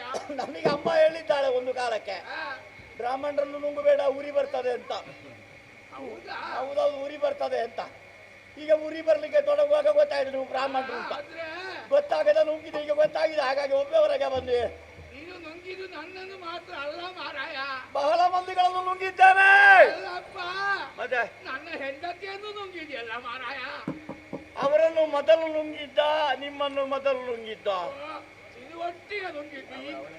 ಈಗ ಅವಳು ಅಡಿಯಲ್ಲಿದ್ದಾಳೆ, ನಾನು ಮೇಲೆ ಇದ್ದೇನೆ. ಅಯ್ಯೋ, ಅವರು ಎಲ್ಲಿದ್ದಾರೆ? ಅಡಿಯಲ್ಲಿದ್ದಾಳೆ, ನೀವೆಲ್ಲಿದ್ದೀರಿ? ಮೇಲೆ ಇದ್ದೇನೆ. ಸ್ವಾಮಿ, ನೀವೊಮ್ಮೆ ಬನ್ನಿ. ಹೆಂಡತಿ ಹೋದ್ರೆ ಹೋಗ್ಲಿ, ನಿಮಗೆ ಬೇರೆ ಹುಡುಗಿ ನೋಡಿ ಮದುವೆ ಮಾಡಿಸುವ. ನಾವು ಆದರ್ಶ ದಂಪತಿಗಳು. ಅವಳು ನನ್ನ ಕೈ ಬಿಡ್ಲಿಲ್ಲ. ಈಗ ನನ್ನ ಹೊಟ್ಟೆಯಲ್ಲಿ ಕೈ ಹಿಡ್ಕೊಂಡೇ ಇದ್ದೀರಾ? ಹೌದಪ್ಪ, ಸ್ವಾಮಿ, ಅವಳು ನನ್ನನ್ನು ಬಿಡುದಿಲ್ಲ, ನಾನು ಅವಳನ್ನು ಬಿಡುದಿಲ್ಲ. ನೀವು ಬಾರದಿದ್ರೆ ನನ್ನ ಪ್ರಾಣ ಹೋಗುತ್ತದೆ. ಒಮ್ಮೆ ಬನ್ನಿ, ಆಗುದಿಲ್ಲ ನೀವು ಮಾರಾಯ, ಬನ್ನಿ ಸ್ವಾಮಿ. ಆಗುದಿಲ್ಲ ಮಾರಾಯ. ನಿಮಗೆ ಅವರೇ ಹೆಂಡತಿ ಆಗಬೇಕು ಅಂತಾದ್ರೆ ನೀವಿಬ್ರು ಜೊತೆಯಾಗಿ ಬನ್ನಿ. ಯಾವಾಗ ಬರುವುದು? ಹಿಡಿದ ಕೈ ಬಿಡಬೇಡಿ, ಭದ್ರವಾಗಿ ಹಿಡ್ಕೊಳ್ಳಿ. ಕೊಂಡಿದ್ದೇನೆ. ನಾನು ಬಾಯಿ ತೆರೆಯುತ್ತೇನೆ. ಒಮ್ಮೆ ಬನ್ನಿ, ಬನ್ನಿ.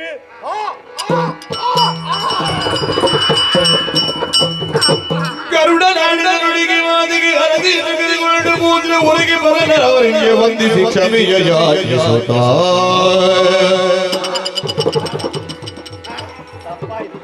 ತಪ್ಪಂತದ್ದು ಅವ್ನು ನುಂಗುವಾಗ ನೋಡ್ಲಿಕ್ಕಿಲ್ವ ಮಾರಾಯ? ಧರ್ಮಕ್ಕೆ ಸಿಕ್ಕದಂತ ಎಲ್ಲ ನುಂಗುವುದಾ? ಎಲುಬು ಪುಡಿ ಆಗ್ಲಿಲ್ಲಲ್ಲ? ಆ ಎಲುಬು ಇದ್ದಲ್ಲ ಹುಡಿ ಆಗುದು. ನಾನು ಸಂಚುವಿನಿಂದ ಏನು ಕೈ ಕೈ ಕೈ ಕೈ ಕೊಡು. ಅಮ್ಮ, ಮೊದಲ ಪ್ರಶ್ನಾರ್ಥಕ ಚಿಹ್ನೆಯಾಗಿ ಆಗಿದ್ದೇನೆ. ತೊಂದ್ರೆ ಇಲ್ಲ. ನಿಮಗೆ ವಯಸ್ಸೆಷ್ಟು ಸ್ವಾಮಿ? ಈಗ ವಯಸ್ಸೆಷ್ಟು? 20. ನಿಮಗೆ ನಿಮಗೆ 20 ಆದ್ರೆ ಅವರಿಗೆ ಎಷ್ಟು? 30. 100 ಭರ್ತಿ ಆಗಲಿಕ್ಕೆ ಬಾಕಿ. 80. 81 ಮೊನ್ನೆ ಕಾಲಿಟ್ಟದ್ದು. ಸಹಸ್ರಸಂದ್ರ ಮಾಡಿಸಿದ್ರೆ ಹಾಗೆ ಪುರುಸತಿಲ್ಲ ಮಾರಾಯ. ಇವರಿಗೆ ಎಷ್ಟು? ನಿಮ್ಮ ಶ್ರೀಮತಿ ಅವರಿಗೆ 75. ಇದರಲ್ಲಿ ವ್ಯತ್ಯಾಸ. ಸ್ವಲ್ಪ ವ್ಯತ್ಯಾಸ ಬೇಕು, ದೊಡ್ಡದಲ್ಲ. ಕೂತ್ಕೊಳ್ಳಿ. ಪುಣ್ಯಾತ್ಮ ಕ್ಷಮಿಸಬೇಕು. ಏನೋ ತಿಳಿಯದೆ ನುಂಗಿಬಿಟ್ಟೆ ನಾನು. ಕೈಗೆ ಗೊತ್ತಾಯ್ತು ನನಗೆ. ಹೌದಾ? ಹೊರಗೆ ಬಂದದ್ದು ನನ್ನ ಪುಣ್ಯ. ಬ್ರಾಹ್ಮಣರ ತಂಟೆಗೆ ಹೋದ್ರೆ ಗೊತ್ತಾಗ್ತದಲ್ಲ. ಇಲ್ಲ, ಈಗ ಗೊತ್ತಾಯ್ತು ನನಗೆ ಏನಾಗ್ತದೆ. ಉರಿ ಬಂತು ನನಗೆ. ಆದ ಕಾರಣ ಮನ್ನಿಸುವೆ. ಬ್ರಾಹ್ಮಣರದು ಮಾತ್ರ ಅಲ್ಲ, ಬ್ರಾಹ್ಮಣರು ಧರ್ಮಕ್ಕೆ ಕೊಟ್ಟರು ನುಂಗಬಾರ್ದು. ಅಲ್ಲ, ನಾನು ಬ್ರಾಹ್ಮಣನೇ. ನಾನು ಕಷ್ಟ. ಬ್ರಾಹ್ಮಣನೇ ಅಲ್ಲ, ಹೌದು. ನೀನು ಬ್ರಾಹ್ಮಣನು. ನಿರ್ಧಾರ ನಿರ್ಧಾರ ನಿರ್ಧಾರ. ನಾನು ಕಶ್ಯಪ ಸಂತಾನ. ಇದು ವಿನತ ನಂದನ. ಅಯ್ಯ, ನೀನ್ ಯಾಕೆ ಮಾರ ಇಲ್ಲಿಗೆ ಬಂದದ್ದು? ನನಗೆ ಇಲ್ಲಿ ತಿಲ್ಲಿಗೆ ತುಂಬಾ ಉಂಟು ಅಂತ ಗೊತ್ತಾಯ್ತು. ಈ ಲುಬ್ಧಕರು ಬೇಡರು ಅವರಿವರು ಕಿರಾತರೆಲ್ಲ ಇದ್ದಾರೆ ಅಂತ ಎಲ್ಲ ಉಪಟೆಲ್ಲ ಕೊಡ್ತಾ ಇದ್ದಾರೆ ರಾಕ್ಷಸರಾಗಿ. ಒಳ್ಳೆ ಕೆಲಸ ಮಾಡ್ತೀವಿ. ಹಾಗಾಗಿ ಹಸುವೆಗೆ ಬೇರೆ ಮಾರ್ಗ ಕಾಣದೆ ಇಲ್ಲಿವರೆಗೆ ಬಂದು ಅವರನ್ನು ನುಂಗ್ಲಿಕ್ಕೆ ಹೊರಟದ್ದು ನಾನು. ಅವರ ನುಂಗಿದ್ದು ಬಹಳ ಒಳ್ಳೆದಾಯ್ತು. ಎಲ್ಲ ಮುಗಿಸಿದೆ. ಆವಾಗ ನೀವಿಬ್ರು ಕಂಡಿತ್ತು ನನಗೆ. ಅವರು ನಮಗೆ ಕೊಡುತ್ತಿದ್ದು ಅದು ಉಪ್ಪಟಾಳ ಅಂದ್ರೆ ಮಾರಾಯ. ಹೌದಾ? ಯಾವಾಗಲೂ ತಂದಿಡು ನಮ್ಮ ಮುಂದೆ. ಎಂತದ್ದು? ಬಾಳೆದಂಡ? ಬಾಳೆ ದಂಡ ಅಲ್ಲ, ಹೆಂಡ, ಮಾಂಸ ಎಲ್ಲ ತಂದಿಡು. ಭಟ್ಟ ಕುಡಿ ತಿನ್ನು ಅಂತ. ಏನು ಅಭ್ಯಾಸ ಇಲ್ವಾ? ಯಾರಿಗೆ ಇಲ್ಲ ಮಾರಾಯ. ಬ್ರಾಹ್ಮಣರು 4-5 ಬಗೆ ಮಾಂಸ ತಿನ್ಬಹುದು ಶಾಸ್ತ್ರ ಉಂಟಲ್ಲ. ಅದಿದು ಯಾವ ನಮಗೆ ಗೊತ್ತಾದ? ಕೆಂಪು ಕಾಣ್ತದೆ. ಅಯ್ಯ, ಈಗ ಒಂದು ಮುಳ್ಳು ಅಂದಿಯದ್ದು, ಉಡದ್ದು, ಮೊಲ್ಲದ್ದೆಲ್ಲ ತಿನ್ನಬಹುದು ಅಂತ. ನಾನು ಇದುವರೆಗೆ ಯಾವ ಮಾಂಸವನ್ನು ಕೈಯಲ್ಲಿ ಮುಟ್ಲಿಲ್ಲ ನಾನು. ಬಾಯಲ್ಲಿ ಇಲ್ಲಪ್ಪ, ಉಪದ್ರ ಕೊಡ್ತಾ ಇದ್ರು. ನೀನು ಬಂದು ಕೊಂದಿದ್ಯಲ್ಲ, ಬಹಳ ಒಳ್ಳೇದಾಯ್ತು. ಆಯ್ತು ಸ್ವಾಮಿ, ನಮ್ಮ ಬಿಡುಗಡೆ ಆಯ್ತು. ನಾನು ಹೊರಟದ್ದು ಮಾತಾದ್ದಾದಂತಹ ದಾಸ್ಯ ವಿಮುಕ್ತಿಗಾಗಿ ಸ್ವರ್ಗಲೋಕದ ಕಡೆಗೆ ಹೊರಟ ಬಂದಿದ್ದೇನೆ. ಹೌದಾ? ಹೊರಟ ಕಾರ್ಯದಲ್ಲಿ ನನಗೆ ಯಶಸ್ಸು ಒದಗಿ ಬರಬೇಕು ಅಂತಾದ್ರೆ ವಿಪ್ರರಾದಂತಹ ನಿಮ್ಮ ಅನುಗ್ರಹ ವಿಶೇಷ ಬೇಕು. ಅದರಲ್ಲಿಯೂ ನೀವು ವೃದ್ಧ ದಂಪತಿಗಳು. ವಿಪ್ರವಾಕ್ಯೋ ಜನಾರ್ದನ. ಅಮ್ಮ, ನನ್ನ ಮಾತಿನಲ್ಲಿ ವಿಶ್ವಾಸ ಉಂಟ ತಾಯಿ? ಉಂಟು. ಆದ ಕಾರಣ ಉಭಯರು ನನ್ನನ್ನು ಹರಸಿ ಕಾರ್ಯದ ಏರಿಕೆಗಾಗಿ ಹರಸಬೇಕು ಅಂತ ಪ್ರಾರ್ಥನೆ. ಉತ್ತರೋತ್ತರವಾಗಲಿ. ನೀನು ಹೊರಟ ಕಾರ್ಯದಲ್ಲಿ ಜಯಶೀಲನಾಗಿ ಬಾ.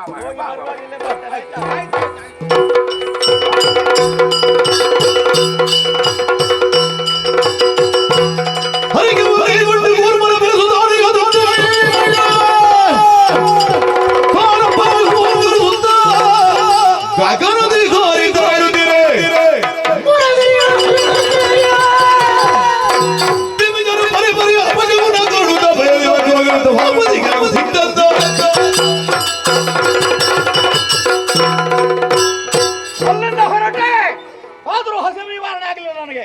ತಂದೆಯಾದಂತಹ ಕಶ್ಯಪನ ಬಳಿಗೆ ಹೋಗಿ ಬೇಡಿದೆ. ಹೊರಟಿದ್ದೇನೆ ದಾಸ್ಯ ವಿಮೋಚನೆಗಾಗಿ ಸ್ವರ್ಗಲೋಕದ ಕಡೆಗೆ ಅಪ್ಪಯ್ಯ. ಆದರೆ ನನಗೆ ಹಸಿವೆ ಉಂಟಲ್ಲ, ಸಹಿಸಲಿಕ್ಕೆ ಆಗುವುದಿಲ್ಲ. ಇದಕ್ಕೊಂದು ಯೋಗ್ಯ ಮಾರ್ಗ ಹೇಳಿ. ಇನ್ನು ನನಗೆ ಹಸಿವೆ ಆಗಬಾರದು. ನನ್ನ ಹಸಿವೆ ಹಿಂಗಿವೆ ಕಲಿಕೆಯನ್ನು ದಾರಿ ಅಂತ ಕೇಳಿದ್ರೆ ಅವರು ಹೇಳ್ತಾರೆ, ಸಮೀಪದಲ್ಲಿ ಒಂದು ಸರೋವರ ಇದೆ. ಆ ಸರೋವರದ ಬಳಿಯಲ್ಲಿ ಕಾದಿರು.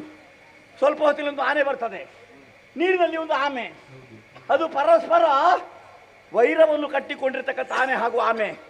ಏನು ವೈರ, ಯಾಕೆ ವೈರ ಅಂತ ಕೇಳಿದರೆ ಅವರಿಬ್ಬರು ಬ್ರಾಹ್ಮಣರಂತೆ.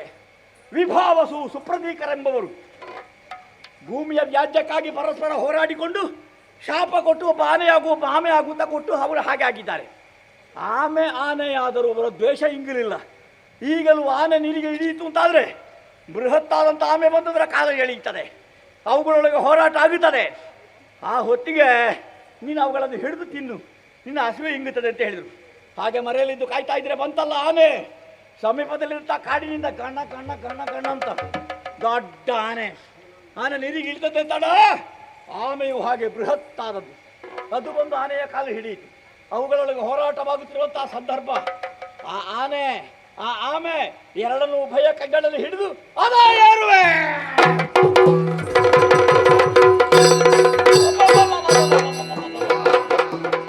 ಮರ ಮುರಿತಾ ಇದೆಯಲ್ಲ. ನಾನು ಆನೆ ಹಾಗೂ ಆಮೆಯನ್ನು ಹಿಡ್ಕೊಂಡು ಮರದ ರೆಂಬೆ ಏರಿದ್ದೆ ತಡ ಮರ ಲಟ ಲಟ ಲಟ ಅಂತ ಹೇಳಿಕೆ ತೊಡಗಿತ್ತಲ್ಲ. ಅವಾಗ ಯಾರೋ ಗರುಡ ಗರುಡ ಅಂತ ಬಂದು ಹಾಕಿದ್ದಾರೆ. ನೀವ ಸ್ವಾಮಿ ವಾಲಕಿಂದಿರು ತಪಸ್ಸು ಮಾಡುವವರು, ಎಲ್ಲ ಚೋಟುದವರು. ಇವರೆಲ್ಲರೂ ಭೂಮಿಗೆ ಬಿದ್ದರೆ ಸತ್ತು ಹೋದ್ರೆ ನನಗೆ ದೊಡ್ಡ ಬ್ರಹ್ಮಹತ್ಯಾ ದೋಷ ಅಲ್ವಾ. ಹಾಗಾಗಿ ನನ್ನ ಕೊಕ್ಕಿನಿಂದ ಭದ್ರವಾಗಿ ಆ ರೆಂಬೆಯನ್ನು ಹಿಡಿದು ಹಿಮ ಪ್ರಾಂತದಲ್ಲಿ ಇರಿಸಿದೆ. ಅಲ್ಲಿಂದ ಹರಿಸ್ತಾ ಇದ್ದಾರೆ. ಹೊರಟ ಕಾರ್ಯದಲ್ಲಿ ಯಶಸ್ಸು ಒದಗಿ ಬರಲಿ ಎಂಬ ಹಾಗೆ ಆಮೆಯನ್ನು ತಿಂದೆ, ಆನೆಯನ್ನು ತಿಂದೆ. ಸರೋವರದ ನೀರನ್ನು ಕುಡಿದೆ, ಹೊಟ್ಟೆ ತುಂಬಿತು. ಇನ್ನು ನಿಶ್ಚಿಂತೆ, ಇನ್ನು ಹಸಿವೆ ಆಗುವುದಿಲ್ಲ. ಇರುವಂತಹ ಲಕ್ಷ್ಯ ಒಂದೇ, ಪ್ರಾಣಾಯಾಮದ ಮೂಲಕವಾಗಿ ದೇಹವನ್ನು ಹತ್ತಿಗಿತ್ತಲು ಹಗಿರೋಗಳಿಸಿ ಸ್ವರ್ಗಧಾಮವನ್ನಿದೆ ಪ್ರವೇಶ.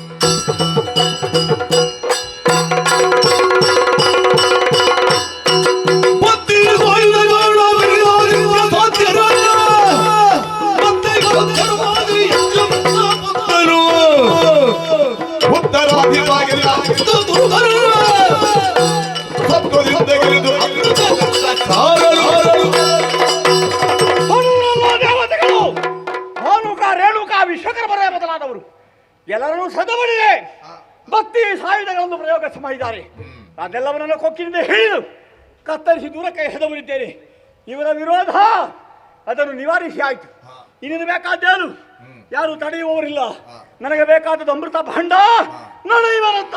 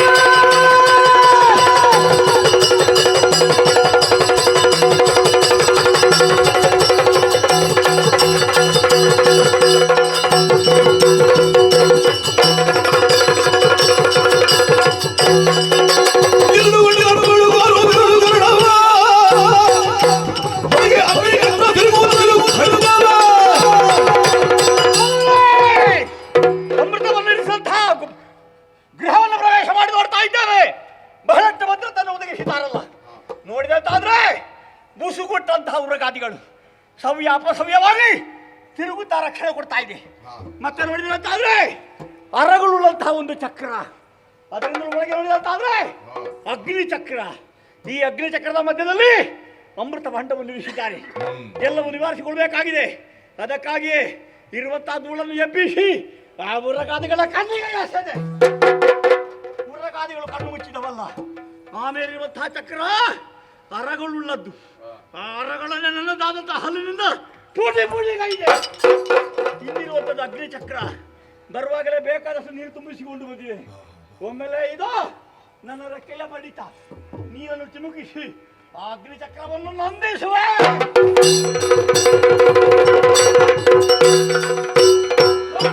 ಭಾಂಡ ಎತ್ತಿ ಸಾಗುವೆ.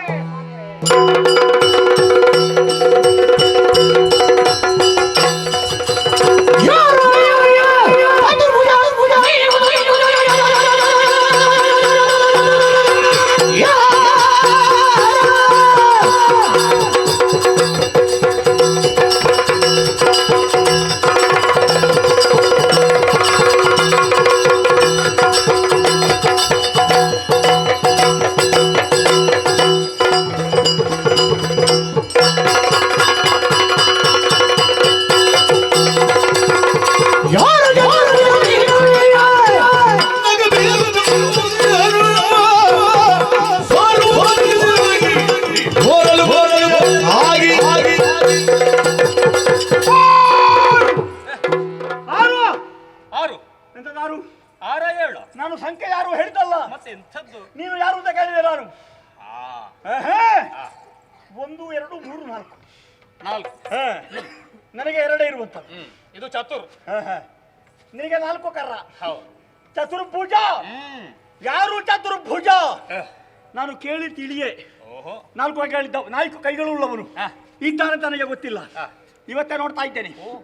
ನೀನು ಅಷ್ಟು ಮಾತ್ರ ಅಲ್ಲ, ನನ್ನ ರಭಸಕ್ಕೆ ಎದುರಾಗಿ ಬಂದು ನಿಲ್ಲುವ ಸಾಮರ್ಥ್ಯ ವರ್ತಮಾನ ಕಾಲದಲ್ಲಿ ಯಾರಿಗಿದೆ? ದೇವತೆಗಳೆಲ್ಲ ಓಡಿ ಹೋಗಿದ್ದಾರೆ. ಈ ಮಧ್ಯೆ ನೀನೊಬ್ಬ ಬಂದು ನನ್ನ ಮುಂದೆ ನಿಂತು ನನ್ನ ವೇಗಕ್ಕೆ ತಡೆ ಒಟ್ಟಿದೆಯಲ್ಲ. ಏನು ನಗೆ ನಗೆ ಬೀರುವುದೇನ? ನಗೆ ಬೀರಿಯ ಕಾರ್ಯ ಸಾಧಿಸುವನ ನೀನು. ಹೇಳ್ತಾ ಇದ್ದಾರೆ, ನನ್ನನ್ನು ತಡೆದು ಹೋರಾಡುವ ಸಾಮರ್ಥ್ಯ ಉಂಟುತ್ತಾದ್ರೆ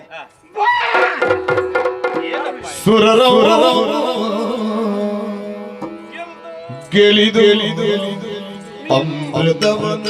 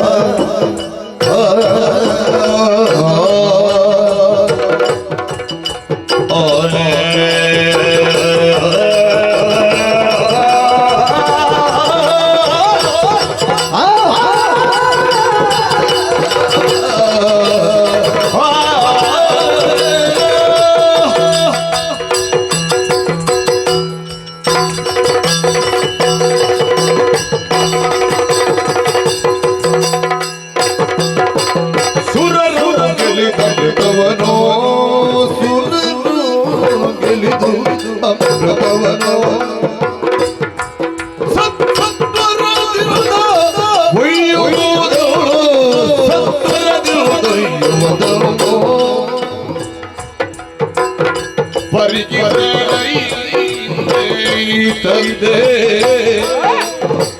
ಪರಿಕಿಸಲು ಐತಂದೆ ಸಪ್ತರ ಹಿಂದೆ ಸಪ್ತರ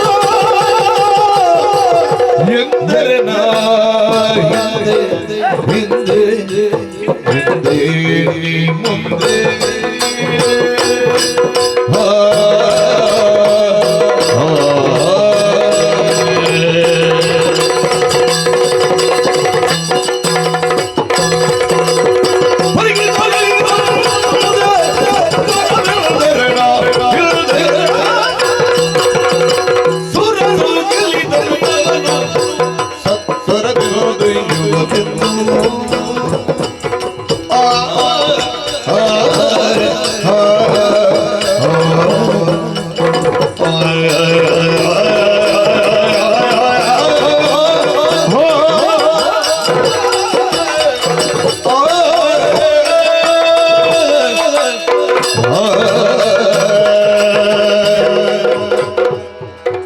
ಇದೀಗ ಬಂದ ಸುದ್ದಿ. ಏನದು ಸುದ್ದಿ? ಒಬ್ಬನ ಪ್ರವೇಶ ಆಗಿದೆ. ಒಬ್ಬನ ಪ್ರವೇಶ? ಹೌದು. ಎಂತಹ ಪ್ರವೇಶ! ಅದ್ಭುತ, ವಿಚಿತ್ರ, ಭೀಕರ, ವಿಸ್ಮಯ.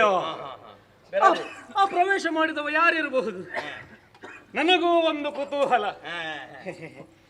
ಅಲ್ಲ, ನಿನ್ನ ರೆಕ್ಕೆಯಿಂದ ಹೊರಡುವ ಗಾಳಿ. ಅಲ್ಲ, ನೀನು ಇದ್ದಲ್ಲಿಗೆ ಸುದ್ದಿ ಬಂದದ್ದ? ಅಲ್ಲ, ನಾನು ಹೆಚ್ಚು ದೂರ ಇರಲಿಲ್ಲ.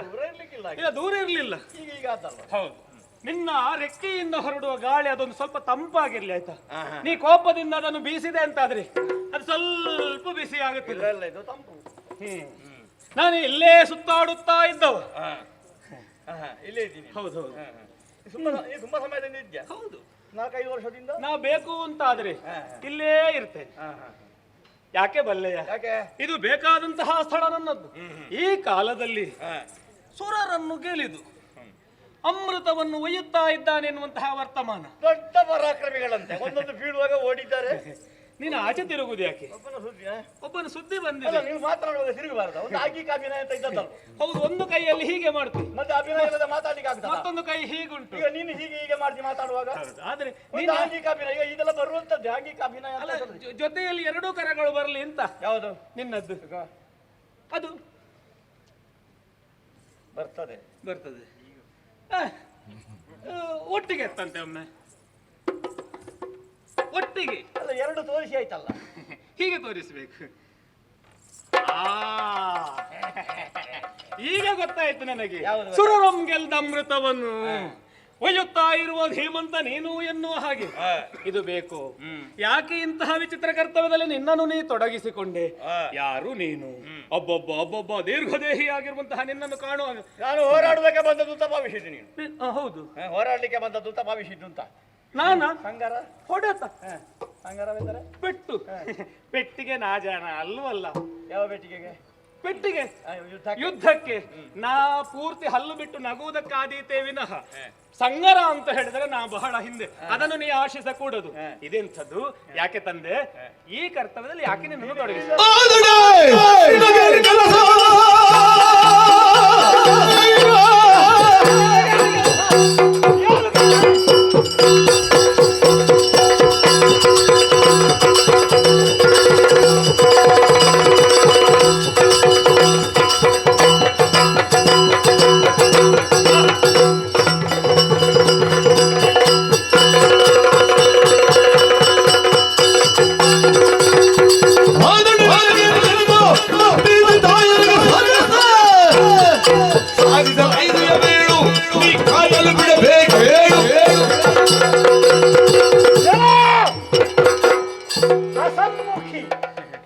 ನಗಾಡುವವನೇ, ನಗುಮುಖದವನೇ, ಬೇಡ ಕಪ್ಪು ಮೈಯವನೇ.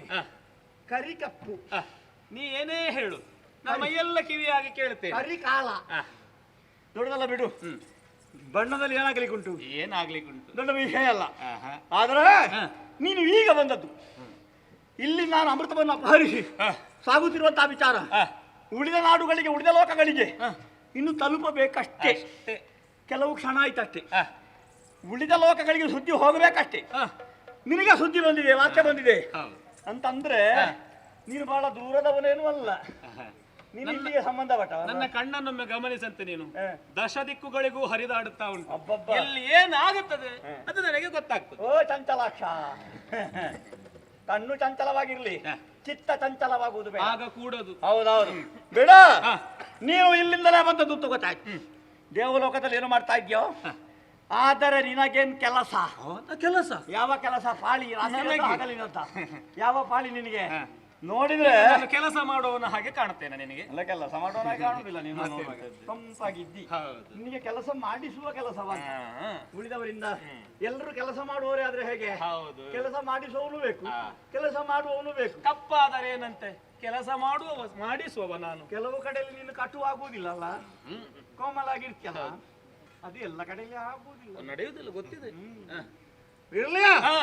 ನೀನು ಇಲ್ಲಿಂದಲೇ ಬಂದಿದ್ದಿ ಅಂದಾಗ ದೇವತೆಗಳ ಕಡೆಯಿಂದ ಬಂದದ್ದು ಉಂಟಾಯ್ತು. ಆದಿತ್ಯರಿದ್ದಾರೆ ದೇವತೆಗಳು. ದೇವತೆಗಳಲ್ಲಿ ನೀನು ಸರಸವಾಗಿರುವೆಯ, ನೀನು ಅವರಲ್ಲಿ ಏನೋ ಒಂದು ಒಪ್ಪಂದ ಸಂಪರ್ಕ ಇದ್ದ ಹಾಗೆ ಉಂಟು. ಏನು ದೇವತೆಗಳಲ್ಲಿ ಸಂಪರ್ಕ ನಿನಗೆ? ಏನು ಇಲ್ಲಿ ಸಂತೋಷವಾಗಿದ್ದಿ? ಕಾದುವ ವಿಚಾರ ಹೌದು ಅಂತಾದ್ರೆ ನನ್ನಲ್ಲಿ ಕಾದುವುದಕ್ಕೆ ಬಾ. ಇಷ್ಟು ಕೇಳಿದ ಪ್ರಶ್ನೆಗಳಿಗೆ ಸರಿಯಾದ ಉತ್ತರ ಕೊಡು. ಯಾರು? ಹರಿ ಹರಿ ಹರಿ ನಾನಿಗೆನು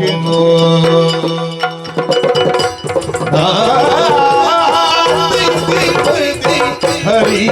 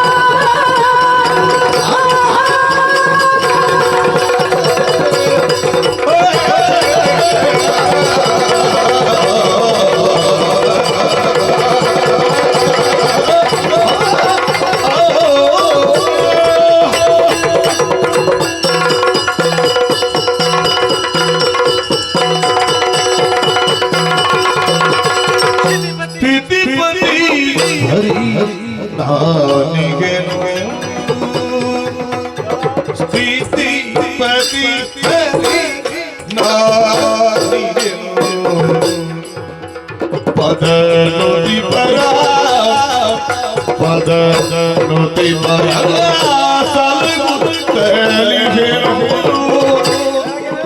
ಪದನುತಿ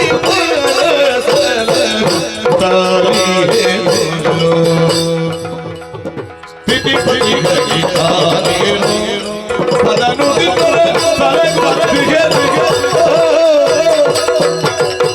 ಕತ್ತಿಗೊಳ್ಳದೆ ನೀನಿಗೆ ಕತಿಗೊಳ್ಳದೆ ನೀನಿಗೆ ಸಂಸ್ತುತಿಸಿ ಬಾಳು ಏಳಿಗೆ ಸಂಸ್ತುತಿಸಿ ಸ್ತುತಿಸಿ ಸ್ತುತಿಸಿ ಸಂಸ್ತುತಿಸಿ ಬಾಳು ಏಳಿಗೆ ನಿನಗೆ ಏಳಿಗೆ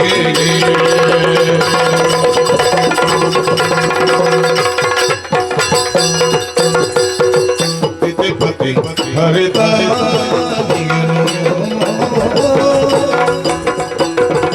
ಪದನುಡಿ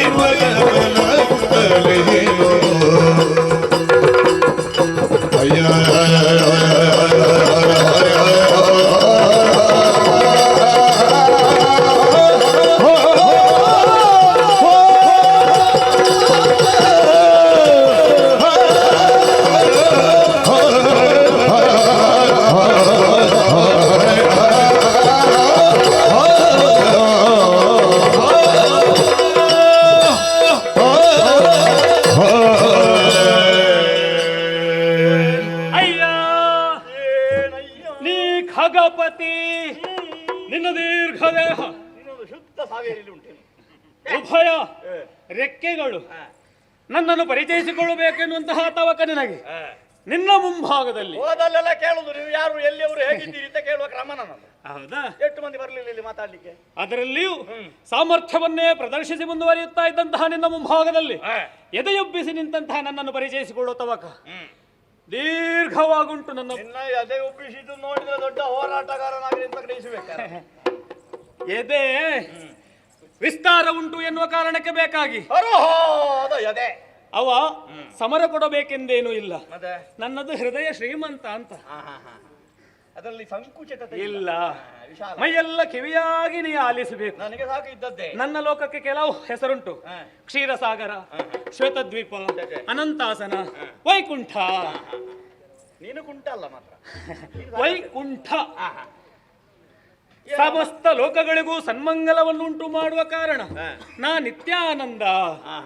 ಚ್ಯುತಿ ರಹಿತನಾಗಿರುವ ಕಾರಣ ನಾ ಅಚ್ಯುತ. ನೀನು ನೆಗಾಡುವುದಾಗೆ ನಿತ್ಯ ಆನಂದದಲ್ಲಿ ಇದ್ದೀನಿ. ಹೌದು. ನನ್ನ ಆನಂದದ ಬಗ್ಗೆ ಏನು ಗೊತ್ತಾ? ಏನು? ನೀ ಆಡಿದೆಯಲ್ಲ, ಸುರರಿಗೂ ನಿನಗೂ ಏನು ಸಂಬಂಧ? ಏನು ಸಂಬಂಧ? ಹೂವಿನಂತಹ ಮನಸ್ಸುಳ್ಳವರಿಗೆ ಬದುಕ ಒದಗಿಸಿ ಕೊಡುವವ ನಾನು. ಇವರೆಲ್ಲ ಇಷ್ಟು ಸಂಪನ್ನರಾಗಿದ್ದಾರಲ್ಲ, ಯಾವ ಕಾರಣದಿಂದ ಬಲ್ಲೆಯ? ಯಾವ ಕಾರಣ? ನನ್ನ ಪದಕ್ಕಾನತರಾಗಿ ಭಕ್ತಿ ಶ್ರದ್ಧೆಯಿಂದ ನುತಿಸಿರುವ ಕಾರಣ ನಾ ಅನುಗ್ರಹಿಸಿದ್ದೇನೆ. ಪರಿಣಾಮವಾಗಿ ಸುರಲೋಕ ಮೆರೆಯುತ್ತಾ ಉಂಟು. ನಿನಗೆ ಅವರಿಗೆಲ್ಲ ಕೊಟ್ಟದ್ದು ನೀನ? ಹೌದು. ನಿನ್ನ ಅನುಗ್ರಹದಿಂದ ಇವರು ಸಮೃದ್ಧರಾಗಿದ್ದಾರೆ. ಆಗಲಿ ಆಗಲಿ, ಅವರಿಗೆಲ್ಲ ಇಲ್ಲದ ಕಾರಣ ಕೊಟ್ಟಿದ್ದಿ. ನಿನಗೂ ಸಮೃದ್ಧಿಯ ಹಾದಿ ತೋರಿಸ್ತೇನೆ. ನೀ ನನ್ನ ಪದ ಮೂಲಕ್ಕೆ ಎರಗಬೇಕು. ಬೆನ್ನು ಬಾಗಿಸಿ ಕರ ಜೋಡಿಸಿ ನುತಿಸಿದೆ ಅಂತಾದ್ರೆ ನಿನಗೆ ಮೊಗೆದು ಕೊಡ್ತೇನೆ. ನಿನ್ನ ಭವಿಷ್ಯವನ್ನು ಕಟ್ಟಿಕೊಳ್ಳುವುದಕ್ಕೆ ನಾ ಅನುಗ್ರಹ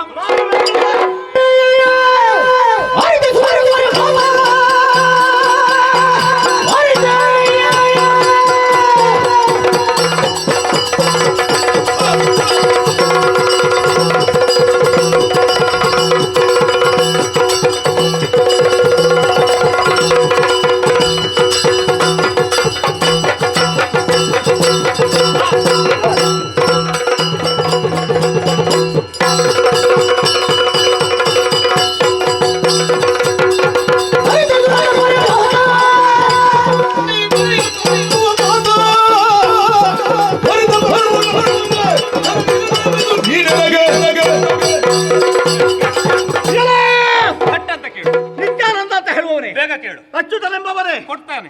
ಎಂತದ್ದು ಕೊಟ್ಟಾರ? ನೀನು ಕೊಡುವುದನ್ನು ಬೇಗ ತಡವಾಗಿ ಕೇಳಿದರೆ ಎಣಿಸಿದಷ್ಟು ಕೊಡುವುದಕ್ಕಾಗುವುದಿಲ್ಲ. ತಕ್ಷಣ ಕೇಳು, ಕೊಡ್ತೇನೆ. ನನಗೆ ಬೇಡ. ಬೇಡ, ನನಗೆ ಕೊಡಬೇಕಾದವರು ಕೊಟ್ಟಿದ್ದಾರೆ. ಆಗಲೇ ಕೊಡಬೇಕಾದವರಿಗೊಂದು ಮಿತಿ ಅಂತ ಉಂಟು. ನನಗೆ ಮಿತಿ ಇಲ್ಲ. ನಾ ಕೊಟ್ರೆ ಕೊನೆಯ ತನಕ, ಮಾನವ ಕೊಟ್ಟರೆ ಮನೆಯ ತನಕ, ದೇವರು ಕೊಟ್ಟರೆ ಕೊನೆಯ ತನಕ. ನಾನು ದೇವರಂತೆ ಭಾವಿಸಿದವರು ಕೊಟ್ಟದ್ದು ನನಗೆ. ಹೌದಾ? ನನ್ನ ಅಬ್ಬೆ ಅಮ್ಮನ ಅವ್ವೆ ಅನುಗ್ರಹ ರೂಪವಾಗಿ ಪಡೆದದ್ದು. ನಿನ್ನ ಹಾಗಿರುವ ಸಾಮಾನ್ಯನಿಂದ ನಾನು ಪಡೆದು ಸಮೃದ್ಧನಾಗಬೇಕು ಅಂತ ಇರುವುದಿಲ್ಲ. ಹೌದು. ನೀನು ಹೇಳಿದಲ್ಲ, ದೇವತೆಗಳೆಲ್ಲ ನನ್ನಲ್ಲಿ ಸ್ತುತಿಸ್ತಾರೆ, ನನ್ನ ಪಾದಕ್ಕೆ ಬಡ ಮಾಡುತ್ತಾರೆ, ಹಾಗಾಗಿ ಬೇಕಾದೆಲ್ಲ ಪಡ್ಕೊಂಡಿದ್ದಾರೆ ಅಂತ. ನಿನ್ನ ಅನುಗ್ರಹದಿಂದ ದೇವತೆಗಳು ಪಡ್ಕೊಂಡಿದ್ದಾರೆ. ಕೇವಲ ಸಂಪತ್ತು ಮಾತ್ರ ಪಡೆದದ್ದ ಅಲ್ಲ, ಭುಜಸತ್ವವನ್ನು ಹೊಂದಿದ್ದಾರೆ. ಭುಜಸತ್ವ ಬೇಕೋ ಬೇಡವೋ? ಬೇಕು ಬೇಕು. ಎಲ್ಲುಂಟವರ ಇಲ್ಲ ಅಂತ ಯಾರು ಹೇಳಿದ್ದು? ಗರುಡನಾದ ನನ್ನ ಮುಂದೆ ಹೋರುವುದಕ್ಕೆ ಸಾಮರ್ಥ್ಯವಿಲ್ಲದೆ ಓಡಿ ಹೋದಂತಹ ದೇವತೆಗಳಿಗೆ ನೀನು ಅನುಗ್ರಹಕಾರಕ ಅಂತ ಹೇಳಿದೆಯಲ್ಲ, ಮತ್ತೆ ನನ್ನ ಮುಂದೆ ಬಂದು ಬೇಕಾದ್ದು ಬೇಡು. ನಿನ್ನ ಬದುಕುವ ಬುದ್ಧಿ ಬೇಡ. ಲೋಕವೇ ಹೆದರಿದಂತಹ ಗರುಡನ ಮುಂದೆ ನೀನೊಬ್ಬ ಬಂದು ಬೇಡು. ಅವರೀಗ ಓಡಿದ್ದಾರೆ ಎಂಬ ಕಾರಣಕ್ಕೆ ಬೇಕಾಗಿ ಮತ್ತೆ ಹಿಂತಿರುಗಿ ಬರುವುದಿಲ್ಲ ಎನ್ನುವಂತಹ ವಿಶ್ವಾಸವು ನಿನ್ನದ್ದು. ಯಾರ ಕೈ ಕಾಲು ಹಿಡಿದು ಬೇಕಾದ್ರೂ ಬರಲಿ, ಬಲಿಷ್ಠರಾಗಿ ಬರ್ತಾರೆ. ಆದರೆ ಹಾಗಲ್ಲ. ಅವರಿಗೆ ಅನುಗ್ರಹವನ್ನು ಮಾಡುವಂತ ನೀನು ಎಷ್ಟರವನು? ಅವರೇ ಸೋತಿದ್ದಾರೆ ನನ್ನ ಶಿಷ್ಯಂದಿರು, ನಿನ್ನ ಶರಣರು. ಮತ್ತೆ ನಿನ್ನಂತವರಿಂದ ಬೇಡಿ ನಾನು ಏನು ಪಡೆಯಲಿಕ್ಕುಂಟು? ನಾನು ಸಮೃದ್ಧನಿದ್ದೇನೆ, ಬೇಕಾದೆಲ್ಲವನ್ನು ಹೊಂದಿದ್ದೇನೆ, ಬೇಕಾದನ್ನು ಕೊಡುವ ಸಾಮರ್ಥ್ಯ ನನಗಿದೆ. ಹಾಗಾಗಿ ಅತ್ಯಂತ ಕಷ್ಟ ಸಾಧ್ಯವಾದ ಅಮೃತವನ್ನಾದ್ರೂ ಕೊಂಡು ಹೋಗಬಲ್ಲ ಎಂಬ ಉದ್ದೇಶದಿಂದಲೇ ಇಲ್ಲಿವರೆಗೆ ಆಗಮಿಸಿ ಆ ಕಾರ್ಯದಲ್ಲಿ ಸಫಲತೆ ಹೊಂದಿ ಹೊರಡುತ್ತಾ ಇದ್ದೇನೆ. ಈಗ ನಿನ್ನಲ್ಲಿ ಕೇಳುದು ನಾನು, ಮಾತು ಬಿದ್ದು ಹೋಗುದು ಬೇಡ. ನೀನು ಹೇಳಿದ್ಯಲ್ಲ ಮಾತು, ಅದನ್ನೇ ನಾನು ಹೇಳ್ತೇನೆ. ಏನು ನಾನು ಹೇಳಿದ್ದು ಕೊಡ್ತೇನೆ ಅಂತ? ಯಾವುದು? ನಿನಗೇನು ಬೇಕಾದನ್ನು ಕೇಳ. ಇಂಥ ಒಬ್ಬ ಸಮೃದ್ಧ ಬಲಶಾಲಿ ಪರಾಕ್ರಮಿ ನಿನ್ನಂತ ಸಾಮಾನ್ಯನಿಂದ ಬೇಡುವುದಲ್ಲ. ನಿನಗೆ ಬದುಕಬೇಕು ಅಂತ ಇದ್ರೆ, ನಿನಗೆ ಏನಾದ್ರೂ ಬೇಕಾದ್ರೆ ನೀನು ಬೇಡು.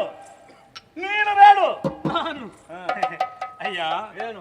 ಖಗಪತಿಯಾದಂತಹ ನಿನ್ನಲ್ಲಿ ನಿನ್ನ ಸಾಮರ್ಥ್ಯವನ್ನು ನಾವು ಒಪ್ಪಿಕೊಂಡಿದ್ದೇನೆ, ಮೆಚ್ಚಿಕೊಂಡಿದ್ದೇನೆ.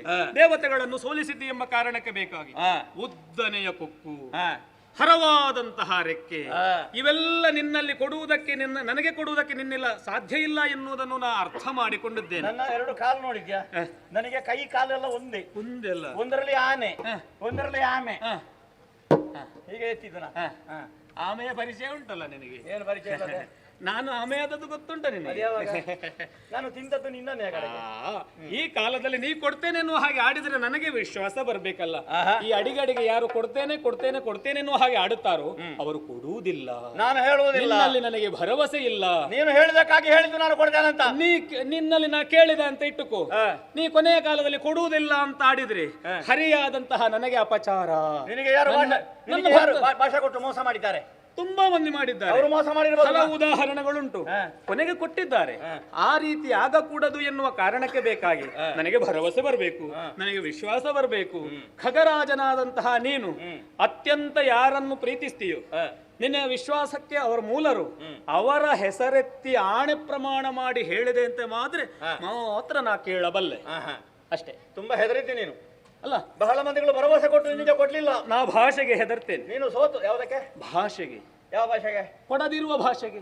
ಕೊಡೋದಿರೋದಿಲ್ಲ. ನಾನು ಹೇಳಿದ್ರೆ ಕೊಡುವುದೇ. ನಾನು ಆಡಿದ್ರೆ ಸಾಕಾಗುತ್ತದೆ. ನಿನ್ನ ಭರವಸೆಗಾಗಿ ಕೊಡ್ತಾ ಇದ್ದೇನೆ. ಕೈ ಚಾಚು ಮುಂದಕ್ಕೆ. ಅತ್ಯಂತ ಪ್ರೀತಿ ಪಾತ್ರರ ಮೇಲೆ ಆಡೆ ಹಾಕಿ ಹೇಳು ಅಂತ ಹೇಳಿದೆಯಲ್ಲ. ತಂದೆ ಇದ್ದಾರೆ ಕಶ್ಯಪ ಬ್ರಹ್ಮರು. ಅಲ್ಲ, ಕಶ್ಯಪ ಬ್ರಹ್ಮರು ತಂದೆ ಇದ್ದಾರೆ. ಆದ್ರೆ ನನಗೆ ಅತ್ಯಂತ ಪ್ರೀತಿ ನನ್ನ ಅಮ್ಮನಾದಂತಹ ವಿನತಾದೇವಿ. ಅವಳ ಜೊತೆಗಿದ್ದ ಕಾಲ ಉಂಟಲ್ಲ, ಅಮೃತ ತುಲ್ಯವಾದದ್ದು. ಮಾತೃ ದೇವತೆ ಜೊತೆಗೆ ಕಳೆದಂತಹ ಕಾಲಗಳು. ನಾನು ಇಲ್ಲಿವರೆಗೆ ಆಗಮಿಸಬೇಕು ಅಂತಿದ್ರು ಕಾರಣ ಅದ್ವಿ. ಅಮ್ಮನ ದಾಸ್ಯ ವಿಮೋಚನೆಗಾಗಿ ಆ ಮಹಾತಾಯಿ ಸ್ವತಂತ್ರವಾಗಿ ಜೀವನ ಸಾಗಿಸುತ್ತಾ ನನ್ನನ್ನು ಹರಸಬೇಕೆಂಬ ಉದ್ದೇಶ ನನಗೆ. ಹಾಗಾಗಿ ಆ ಮಾತೆಯ ಹರಕೆಯನ್ನು ಕೈಗೊಂಡು ಇಲ್ಲಿವರೆಗೆ ಬರುವುದಕ್ಕೆ ನನಗೆ ಸಾಧ್ಯವಾಯಿತು. ಈಗ ನೀನೊಬ್ಬ ಹೇಳ್ತಾ ಇದೆಯಲ್ಲ, ಬೇರೊಬ್ಬರ ಮೇಲೆ ಆಣೆ ಹಾಕಲಿಕ್ಕೆ ನನಗೆ ಮನಸ್ಸು ಬರುವುದಿಲ್ಲ, ಭರವಸೆ ಇಲ್ಲ ಅಂತಲ್ಲ. ಆ ಮಾತೆಯ ಮೇಲೆ ಮಾತೆಯಾದಂತಹ ವಿನತಾದೇವಿಯ ಆಣೆಯಾಗಿಯೂ ನೀನು ಕೇಳಿದ್ದಲ್ಲಿದ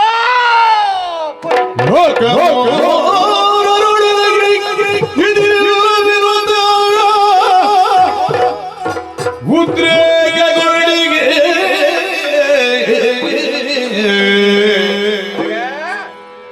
ಎನ್ನ ಮುಂದಿನ್ನು ಸಾಕಾರತೆಯಲ್ಲಿ ಸೇವಿಸುತ್ತ ಬಾಳುವುದಲ್ಲ.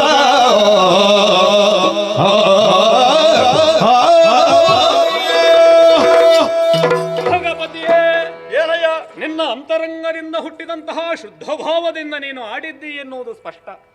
ನೀನು ಮಾತೆಯನ್ನು ಎಷ್ಟು ಶ್ರದ್ಧಾಭಕ್ತಿಯಿಂದ ಪೂಜಿಸುತ್ತಿ ಎನ್ನುವುದಕ್ಕೆ ನಿನ್ನ ಮಾತುಗಳೇ ನನಗೆ ಸಾಕ್ಷಿಯಾಯ್ತು. ಹಾಗಾಗಿ ನಾ ಹೇಳುವುದಕ್ಕೂ ಕೇಳುವುದಕ್ಕೂ ಹಿಂದುಳಿಯಲಾರೆ. ನೀ ಮಾತು ಕೊಟ್ಟ ಕಾರಣ ಕೆಟ್ಟೆ ಅನ್ನುವ ಹಾಗೆ ನಾ ಆಡುವುದಿಲ್ಲ. ಆದ್ರೆ ಇವಾಗ ನೀ ಕೊಡಲೇಬೇಕು, ಕೊಡಲೇಬೇಕು.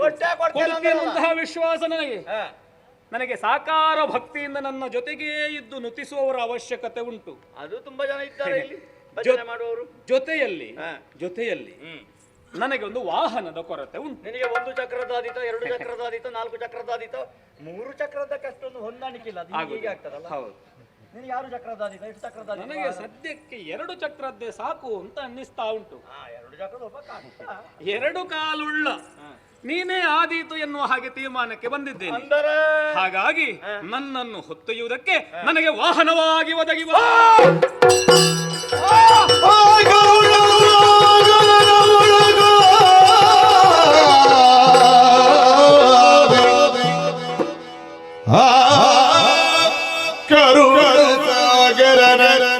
ಒಳಗಾದೆ ನಿದರುವುದಲಿ ಕೀರ್ತಿ ಶಾಶ್ವತವೋ ಜನ ಕಾಲ ಕೈ ಸೇರಿರೋ ಪಾದಕ್ಕೆ ನಮಿಸಿ ನುತಿಸಿದೋ ವಿಧ ವಿಧದಲ್ಲಿ ಕರುಣ ಶರದಿ ಮುಕುತಿದಾಯಕ ಲಕ್ಷ್ಮೀ ನಿವಾಸ ಶರಣು ಲೋಕನಾಯಕ ಬರಿದಿರುವ ಬೊರೆದಿರುವುದು ಜರೆಯಬೇಡವೆನ್ನು ವರ ನಿಯೋಗ ದೀರ್ಘಕಾಯವಿರುವುದಿರದೆ ಹರಸುಚಿಯ ಕರುಣ ಶರದಿ ಮುಕುತಿದಾಯಕ ಹರಿಯೇ ಆಯ ಆಯ ಆಯ ಆಯ ಆಯ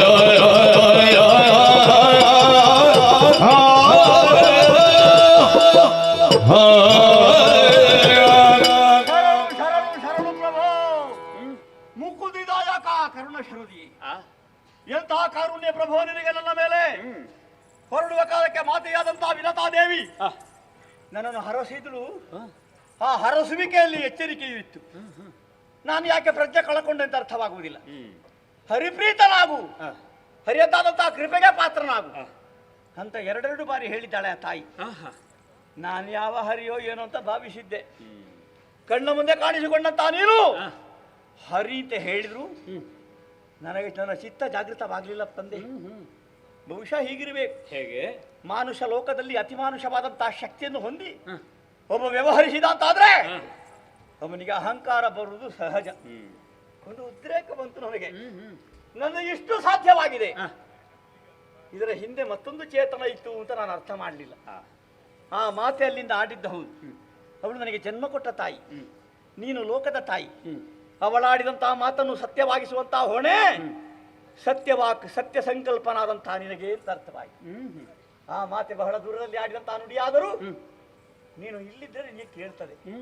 ವೈಕುಂಠದಲ್ಲಿದ್ದುಕೊಂಡು ಆ ಮಾತನ್ನು ಕೇಳಿಸಿಕೊಂಡಂತಹ ನೀನು ಅಮೃತ ಭಾಂಡವನ್ನು ಹೊತ್ತೊಯ್ದಿರುವಂತಹ ಕಾಲಕ್ಕೆ ನನ್ನಮ್ಮನ ಮಾತನ್ನು ಸತ್ಯವಾಗಿಸುವುದಕ್ಕಾಗಿ ನನ್ನ ಕಣ್ಣ ಮುಂದೆ ಕಾಣಿಸಿಕೊಂಡೆ ಪ್ರಭು. ತಪ್ಪು ಮಾಡಿಬಿಟ್ಟೆ ಪ್ರಭು. ಅಹಂಕಾರ ಬರ ಕೂಡದು. ಅದು ಬಂದ್ರೆ ನಮ್ಮ ಚಿತ್ತಕ್ಕೆ ಮೌಢ್ಯ ಕವಿಯುತ್ತದೆ. ಆ ಮೌಢ್ಯ ಕವಿಯುವುದರಿಂದಲೇ ದೇವದೇವನಾದಂತ ನೀನು ಕಣ್ಣ ಮುಂದೆ ಬಂದರು, ಚತುರ್ಭುಜಧಾರಿಯಾಗಿ ಕಾಣಿಸಿಕೊಂಡ್ರು. ನನಗೆ ಅರ್ಥ ಆಗಲಿಲ್ಲ. ಹಾಗಾಗಿ ನನ್ನ ಅಹಂಕಾರ ಪ್ರವೃತ್ತಿಯನ್ನು ಮನ್ನಿಸಬೇಕು ಪ್ರಭು, ನನ್ನನ್ನು ಕ್ಷಮಿಸಬೇಕು. ನೀನಾಡಿದಂತಹ ಮಾತನ್ನು ಈಡೇರಿಸುವುದಕ್ಕೆ ನಿನ್ನ ಶರಣನಾಗಿ ನಿನ್ನ ದಾಸನಾಗಿ ಇರುವುದಕ್ಕೆ ನಾನು ಸಿದ್ಧನಿದ್ದೇನೆ. ಕರುಣಾ ದೃಷ್ಟಿಯನ್ನು ಬೀರಿ ನನ್ನನ್ನು ಉದ್ಧರಿಸಬೇಕು ಅಂತ ಸನ್ನಿಧಾನದಲ್ಲಿ ಪ್ರಾರ್ಥಿಸುತ್ತಾ ಇದ್ದೇನೆ ಪ್ರಭು. ಕೇಳು ರಾಜ ನಿನ್ನಳು ಬೇಡ ತೇಜ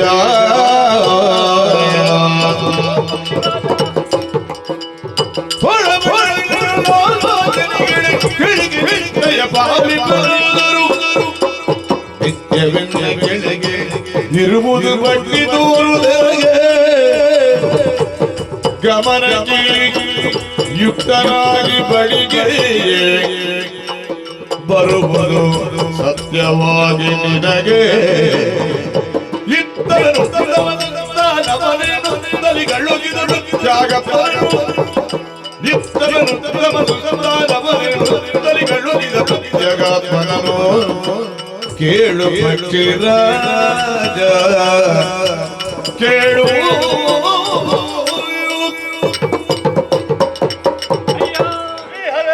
ನಿನಗೆ ನಿನ್ನ ಮಾತೆ ಮಾಣಿಕ್ಯ, ನಿನಗೆ ನಿನ್ನ ಮಾತೇ ಮಾಣಿಕ್ಯ. ಮಾಣಿಕ್ಯ ಸದೃಶನಾದಂತಹ ನನ್ನನ್ನು ಕಾಣುವಂತಹ ಸೌಭಾಗ್ಯ ನೀ ಆರ್ಜಿಸಿಕೊಂಡು ಬಂದಂತಹ ಪುಣ್ಯದ ಫಲವೋ ಏನು? ದೈವಾನುಗ್ರಹದಿಂದ ಸಂಪ್ರಾಪ್ತಿಸಿದಂತಹ ಯಾವ ಬಲವೇ ಇರಲಿ, ಅದನ್ನು ಉಳಿಸಿಕೊಳ್ಳುವಲ್ಲಿ ನಾವು ಒಲಿಸಿಕೊಂಡ ಬಗೆಗಾಗಿ ಚಿಂತಿಸುತ್ತಾ ಬಳಸಿಕೊಂಡೆವು ಅಂತಾದ್ರೆ ಅದು ನಮಗೆ ಒಳ್ಳೆಯ ಬದುಕನ್ನು ಒದಗಿಸಿಕೊಡುತ್ತದೆ. ಅದನ್ನೇ ದುರ್ವಿನಿಯೋಗಗೊಳಿಸಿದೆವು ಅಂತಾದ್ರೆ ನಮ್ಮ ಬದುಕಿಗೆ ಶಾಪವಾಗಿ ಒದಗಿ ಬರ್ತದೆ. ನಿನಗೆ ಅರಿವಿಗೆ ಬಾರದೆ ನನ್ನನ್ನು ನಿಂದಿಸಿರಬಹುದು, ಆದರೆ ಮಾತೆಯನ್ನು ದೇವರೆನ್ನು ಹಾಗೆ ಪೂಜಿಸುವ ದೇವತಾ ಸಮಾನನಾದಂತಹ ನನ್ನನ್ನು ಕಂಡ ಬಳಿಕ ನಿನ್ನೊಳಗಿನ ಅಂತಸತ್ವ ಕುಗ್ಗಲಿಲ್ಲ. ಬದಲಾಗಿ ಮಾತೆಗೆ ಬೇಕಾಗಿ ಶ್ರಮಿಸುವವನೇನು, ಮಾತೃಋಣದಿಂದ ಮುಕ್ತನಾಗುವುದಕ್ಕೆ ಬೇಕಾಗಿ ಅವಕಾಶವನ್ನು ಕೇಳಿಕೊಳ್ಳುತ್ತಾ ಇದ್ದೀಯ. ಸರಿ ಸ್ವಾಮಿ, ಸರಿಯಪ್ಪ. ತಾಯಿಯ ದಾಸ್ಯ ವಿಮೋಚನೆ ಆಗಬೇಕು. ಅದನ್ನು ಪೂರೈಸಿದ ಮೇಲೆ ಅವಳಿಗೆ ಒಂದು ಸ್ವತಂತ್ರವಾದಂತಹ ವ್ಯವಸ್ಥೆಯನ್ನು ಮಾಡಿ ಅವಳು ಸಂತೋಷವಾಗಿರ್ಬೇಕು ಇರುವಷ್ಟು ಕಾಲ.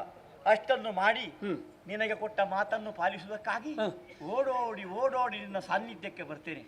ನನಗೆ ಅವಕಾಶ ಕೊಡುವೆ. ಅದನ್ನು ಪೂರ್ಣಗೊಳಿಸುವಲ್ಲಿಯವರೆಗೆ ನನ್ನ ಅನುಗ್ರಹದ ಜೊತೆಯಲ್ಲಿ ನಿನಗೆ ಸಮಯವನ್ನು ಒದಗಿಸಿಕೊಡ್ತಾ ಇದ್ದೇನೆ.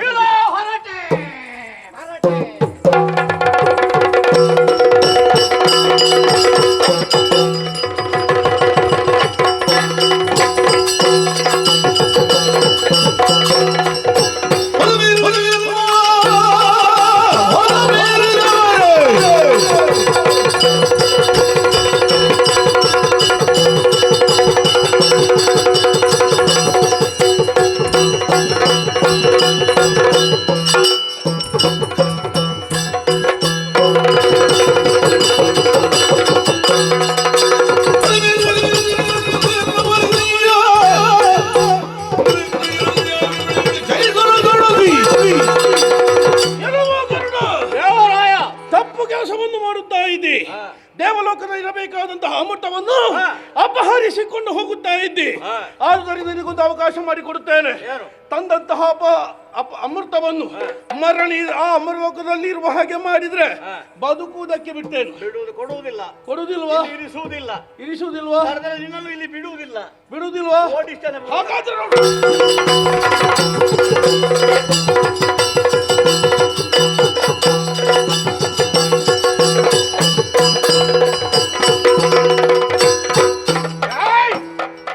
ನೀನು ಪ್ರಯೋಗಿಸಿದಂತಹ ವಜ್ರವನ್ನು ಹಿಡಿದಿದ್ದೇನೆ.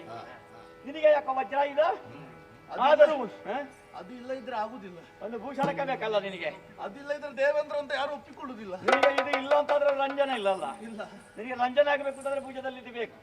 ಆದರೂ ಒಂದು ಏನು, ನೀನು ಸೋತರು. ಈ ಆಯುಧದ ಮೇಲೆ ನನಗೆ ಗೌರವ ಉಂಟು. ಮಹಿಮಾನ್ವಿತರಾದಂತಹ ದದೀಚಿ ಮುನಿ ತನ್ನ ದೇಹವನ್ನು ತ್ಯಜಿಸಿ ಬೆನ್ನುಲುವನ್ನು ಆಯುಧವನ್ನಾಗಿಸಿ ದುಷ್ಟ ನಿಗ್ರಹಕ್ಕಾಗಿ ನಿನಗೆ ಕೊಟ್ಟದ್ದು ಸತ್ಯ. ಆ ಋಷಿಯವಕ್ಕೊಂದು ಗೌರವ ಉಂಟು ನನಗೆ. ಆದ ಕಾರಣ ಸುಮ್ಮನೆ ಪ್ರಯೋಗಿಸಿದಂತ ಆಯುಧಕ್ಕೊಂದು ಆಹುತಿ ಇಲ್ಲ ತಾಗಬಾರ್ದು. ಅದಕ್ಕಾಗಿ ಇದು ಒಂದು ಗರಿ ಕಿತ್ತಿದ್ದೇನೆ. ಗರಿಯನ್ನು ಆಹುತಿ ಆಗಿದಕ್ಕ ನೀಡ್ತಾ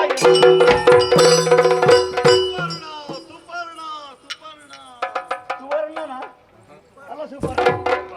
ಆಗ ಒಂದು ಗರಿ ಕಿತ್ತು ಬೀಸಾಡಿದ್ದು ನಾನು. ಎಲ್ಲ ಕೊಂಡಾಡ್ಲಿಕ್ಕೆ ತೊಡಗಿದ್ರು ಸಪ್ತರ್ಷಿಗಳು. ಹೌದು, ಸುಪರ್ಣ ಸುಪರ್ಣ ಅಂತ ಹೇಳಿದ್ರು. ನನಗೆ ವೈನತೆಯ ಗರುಡ ಈಗ ಒಂದು ಹೊಸ ಹೆಸರು. ಎಂತದ್ದು?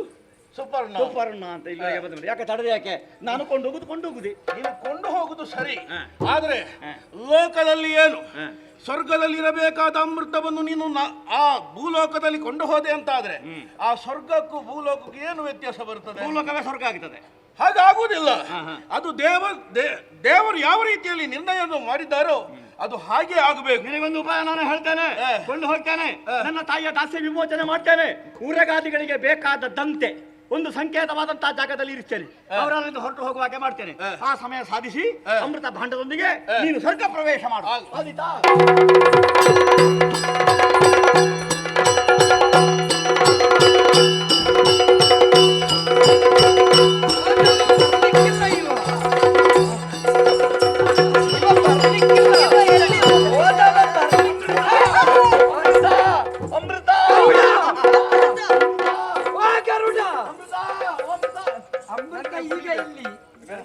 ಯಾವುದು ಹೊಸ ಸುದ್ದಿ? ಅಮೃತ. ಅಮೃತದಲ್ಲಿ ಹೊಸ ಪರಮ ಸಂತೋಷ. ಇದು ಎಲ್ಲಿಗೆ ಕುಡಿಬೇಕು? ಹಾಗೆಲ್ಲ ಮುಟ್ಟಬಾರ್ದು ಅಂತ ಹೇಳಿದೆ. ಅದು ಕುಡಿಲಿಕ್ಕಲ್ಲ. ನಿನಗೆ ಬೇರೆ ಸಿಕ್ಕುದಿಲ್ಲ ಕುಡಿಲಿಕ್ಕೆ? ಇಲ್ಲ, ಹೋಗ್ಲಿಲ್ವಾ ಇದಲ್ಲ? ಅಮೃತ ಮುಟ್ಲಿಕ್ಕೆ ಆಗುದಿಲ್ಲ. ಮತ್ತೆ ಯಾಕೆ? ದೇವೇಂದ್ರ ಹೇಳಿದ್ದಾನೆ ಏನಂತೆ? ಅದು ಮುಟ್ಟಬೇಕು ಅಂತ ಆದ್ರೆ ಶುದ್ಧರಾಗಿರ್ಬೇಕು ಅಂತ. ನೀನು ಆ ಕೆಸರಿನ ತೋಡಿನಲ್ಲೆಲ್ಲ ತಿರುಗಾಡಿಕೊಂಡಿದ್ದೆ, ಹೊಲಸಿನೆಲ್ಲ ಎದ್ದು ಬಂದಿದ್ದಾನೆ. ಈಗ ಏನಾಗಬೇಕು? ಅದಕ್ಕೆ ಹೇಳಿದ್ದಾರೆ, ಸ್ನಾನ ಪೂರೈಸಿ ದೇಹ ಶುದ್ಧಿ ಮನಶುದ್ಧಿಯ ಮೂಲಕವಾಗಿ ಬಂದು ಈ ಅಮೃತ ಕುಡಿಬೇಕು. ಆದ್ರೆ ಫಲ ಕೊಡುವುದು ಅಂತ. ಆದ ಕಾರಣ ಒಂದು ಕೆಲಸ ಮಾಡ್ತೇನೆ. ಈ ಅಮೃತ ಇಟ್ಟು ತಂದಿದ್ದೇನಲ್ಲ, ನನಗೆ ಬೇಡ. ಮತ್ತೆ ನಾನು ಕುಡಿದಿಲ್ಲ, ನನಗೆ ಬೇಡ. ನಿನಗೆ ಯಾಕಾಗಿ ತಂದದಲ್ವ? ಹೌದು, ಇದು ದರ್ಪೆ. ಅದು ಅದರ ಮೇಲೆ ಯಾಕೆ? ದರ್ಪೆ ಅಂದ್ರೆ ಇದು ಶುದ್ಧಕ್ಕೆ ಸಂಕೇತವಾಗಿರುವ ದರ್ಪೆ. ಅವ ತಂದ ನನ್ನ ಶಿಷ್ಯ. ಸರಿ, ಇಲ್ಲಿಟ್ಟಿದ್ದೇನೆ ಇದರ ಮೇಲೆ. ಅದು ಶುದ್ಧ ಕೆಡ್ಲಿಕ್ಕೆ ಇಲ್ಲ. ಅಲ್ಲಿಟ್ಟಿದೆ ಅಮೃತ ಇಲ್ಲಿದೆ. ನೀವೆಲ್ಲ ಸ್ನಾನ ಪೂರೈಸಿ ಬರ್ಬೇಕು. ಈ ಮಧ್ಯೆ ನನ್ನ ಅಮ್ಮನ ದಾಸ್ಯ ವಿಮೋಚನೆ ಮಾಡ್ಬೇಕು.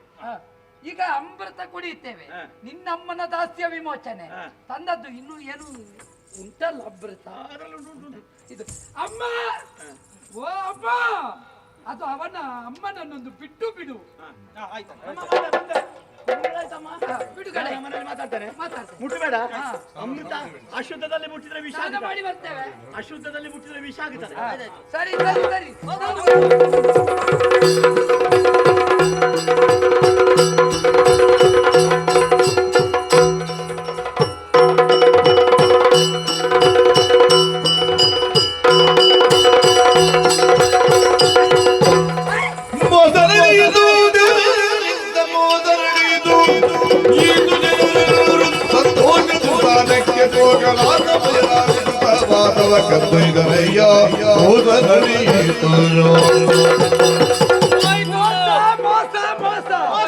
ಅಮೃತ ಭಾಂಡ ಇಲ್ಲ, ಕೊಂಡು ಹೋಗಿದ್ದಾರೆ. ಇದು ಯಾರು ಕೊಂಡು? ಮೇಲೆ ನೋಡಿದ್ರೆ ಕೊಳ್ಳಿ ಅವ ಹೋಗುವುದು, ಅದು ದೇವೇಂದ್ರನೇ ಕೊಂಡು ಹೋದದ್ದು. ಹಾಗಿದ್ರೆ ಅವ ಮೋಸ ಮಾಡಿ ಅವ ಏನಾದ್ರೂ ಸ್ವಲ್ಪ ಆದ್ರೂ ಇದದೇ ಹೋಗ್ಲಿಕ್ಕಿಲ್ಲ. ಯಾಕೆ ಬಿಟ್ಟಿದ್ದ? ಹಾಗಿದ್ರೆ ನೆಕ್ಕುವ.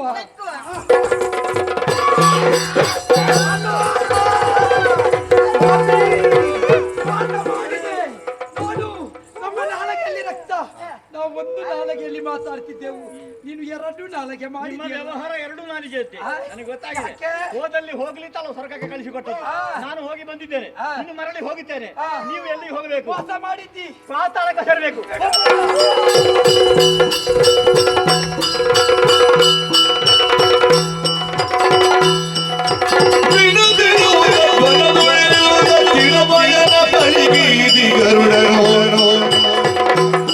ಮಾಡಿದು ಪ್ರಾರ್ಥಿಸಿ ಜಯ ಜಯ ಕಲ್ಪಿಸುತ್ತ ಜಯ ಜಯ ಜಗದೋದ್ಧಾರ ಶ್ರೀಹರಿಯೇ, ನಿನಗೆ ಕೊಟ್ಟ ಮಾತಿನಂತೆ ಭೂಲೋಕವನ್ನು ಸೇರಿ ತಾಯಿಯ ದಾಸ್ಯ ವಿಮೋಚನೆ ಮಾಡಿ ಪ್ರತ್ಯೇಕವಾದಂತಹ ಆಶ್ರಮದಲ್ಲಿ ಅವಳನ್ನು ಕುಳ್ಳಿರಿಸಿ ನನಗೂ ಒಂದು ನೆಮ್ಮದಿ ಆಯ್ತು. ಅವಳು ನಿಶ್ಚಿತದಲ್ಲಿ ಇರ್ತಾಳೆ ಅಂತ ಗೊತ್ತಾಯ್ತು. ಹಾಗಾಗಿ ಅಮೃತ ಸೇರಬೇಕಾದಲ್ಲಿಗೆ ಸೇರಿದೆ ಸ್ವರ್ಗಧಾಮಕ್ಕೆ. ಎಲ್ಲವೂ ನೆಮ್ಮದಿ ಆಯ್ತು. ಇನ್ನುಳಿದಿರುವಂತಹ ಮಾತು ಒಂದೇ, ನಿನ್ನ ಸೇವೆ ಅದನ್ನು ಒದಗಿಸಿಕೊಡು. ಅದಕ್ಕಿಂತಲೂ ಮುಖ್ಯವಾಗಿ ನನ್ನ ಸೇವೆಯನ್ನು ಸ್ವೀಕರಿಸು ಪ್ರಭು, ಸ್ವೀಕರಿಸು.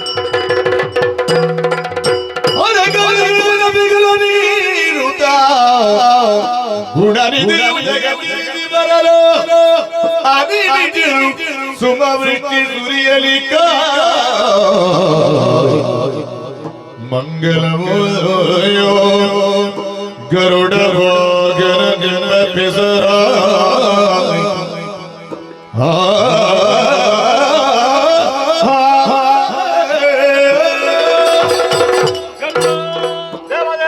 ಸಾಕಾರ ಭಕ್ತಿಯಲ್ಲಿ ನನ್ನನ್ನು ಸೇವಿಸುವುದಕ್ಕೆ ದೀರ್ಘಾಯುಷಿಯಾದ ಇಚ್ಛಾಗಮನನಾದ ಸುತ್ರಾಮನಾಗಿರುವಂತಹ ನಿನ್ನ ಅವಶ್ಯಕತೆ ನನಗಿತ್ತು. ಹಾಗಾಗಿ ನಿನ್ನನ್ನು ಬಳಸಿಕೊಳ್ಳುವುದಕ್ಕೆ ಬೇಕಾಗಿ ನಿನ್ನನ್ನು ಈ ರೀತಿಯಾಗಿ ದುಡಿಸಿದವ ನಾನಿದ್ದೇನೆ. ಧನ್ಯ ಪ್ರಭೋ. ಇದು ನಿನ್ನ ಭಾಗ್ಯೋದಯ ಅಂತ ಹೇಳಿದರೂ ಅತಿಶಯೋಕ್ತಿ ಆಗಲಾರದು. ಭಗವಂತನಾಗಿರುವಂತಹ ನನ್ನ ಹೆಸರಿನ ಪೂರ್ವದಲ್ಲಿ ನಿನ್ನ ಹೆಸರು ಸೇರಿಸಲ್ಪಡುತ್ತದೆ. ಹೇಗೆ? ನಾನಿನ್ನು ಗರುಡ ಧ್ವಜ, ನಾನಿನ್ನು ಗರುಡ ವಾಹನ. ಸದಾ ನನ್ನ ಸೇವಾ ಭಾಗ್ಯವನ್ನು ನಿನಗೆ ಒದಗಿಸಿಕೊಟ್ಟಿದ್ದೇನೆ ಗರುಡ. ಗರುಡ ಪ್ರಭು, ಪರಮ ಪುಣ್ಯೋತ್ತಮವಾದಂತಹ ಕಥಾಭಾಗವಿದು.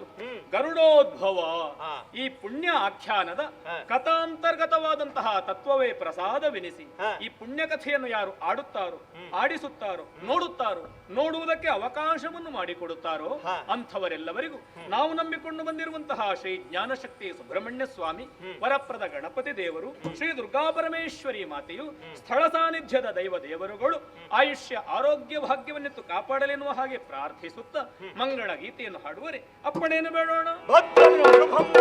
ಶರಣಿಂಬೆ ಶರಣಿಂಬೆ ಶ್ರೀ ಸುಬ್ರಹ್ಮಣ್ಯ, ಶರಣಿಂಬೆ ಶರಣಿಂಬೆ ಶ್ರೀ ಸುಬ್ರಹ್ಮಣ್ಯ, ಕರುಣದ ದೇವ ಗುರು ವಿಶ್ವಮಾನ್ಯ, ಕರುಣದ ದೇವ ಗುರು ವಿಶ್ವಮಾನ್ಯ ಶ್ರೀ ಸುಬ್ರಹ್ಮಣ್ಯ, ಶರಣೋ ಮಯೂರವಾಹನ ದೇವ ದೇವ, ಶರಣೋ ಮಯೂರವಾಹನ ದೇವ ದೇವ, ಚರಣಕ್ಕೆ ಮಣಿವೆಗು ಕಳಿವೆನ್ಮಾನೋ, ಶರಣೆ ಶ್ರೀ ಸುಬ್ರಹ್ಮಣ್ಯ, ಕರುಣದ ಗುರು ವಿಶ್ವಮಾನ್ಯ ಶ್ರೀ ಸುಬ್ರಹ್ಮಣ್ಯ, ಗುರು ವಿಶ್ವಮಾನ್ಯ ಶ್ರೀ ಸುಬ್ರಹ್ಮಣ್ಯ.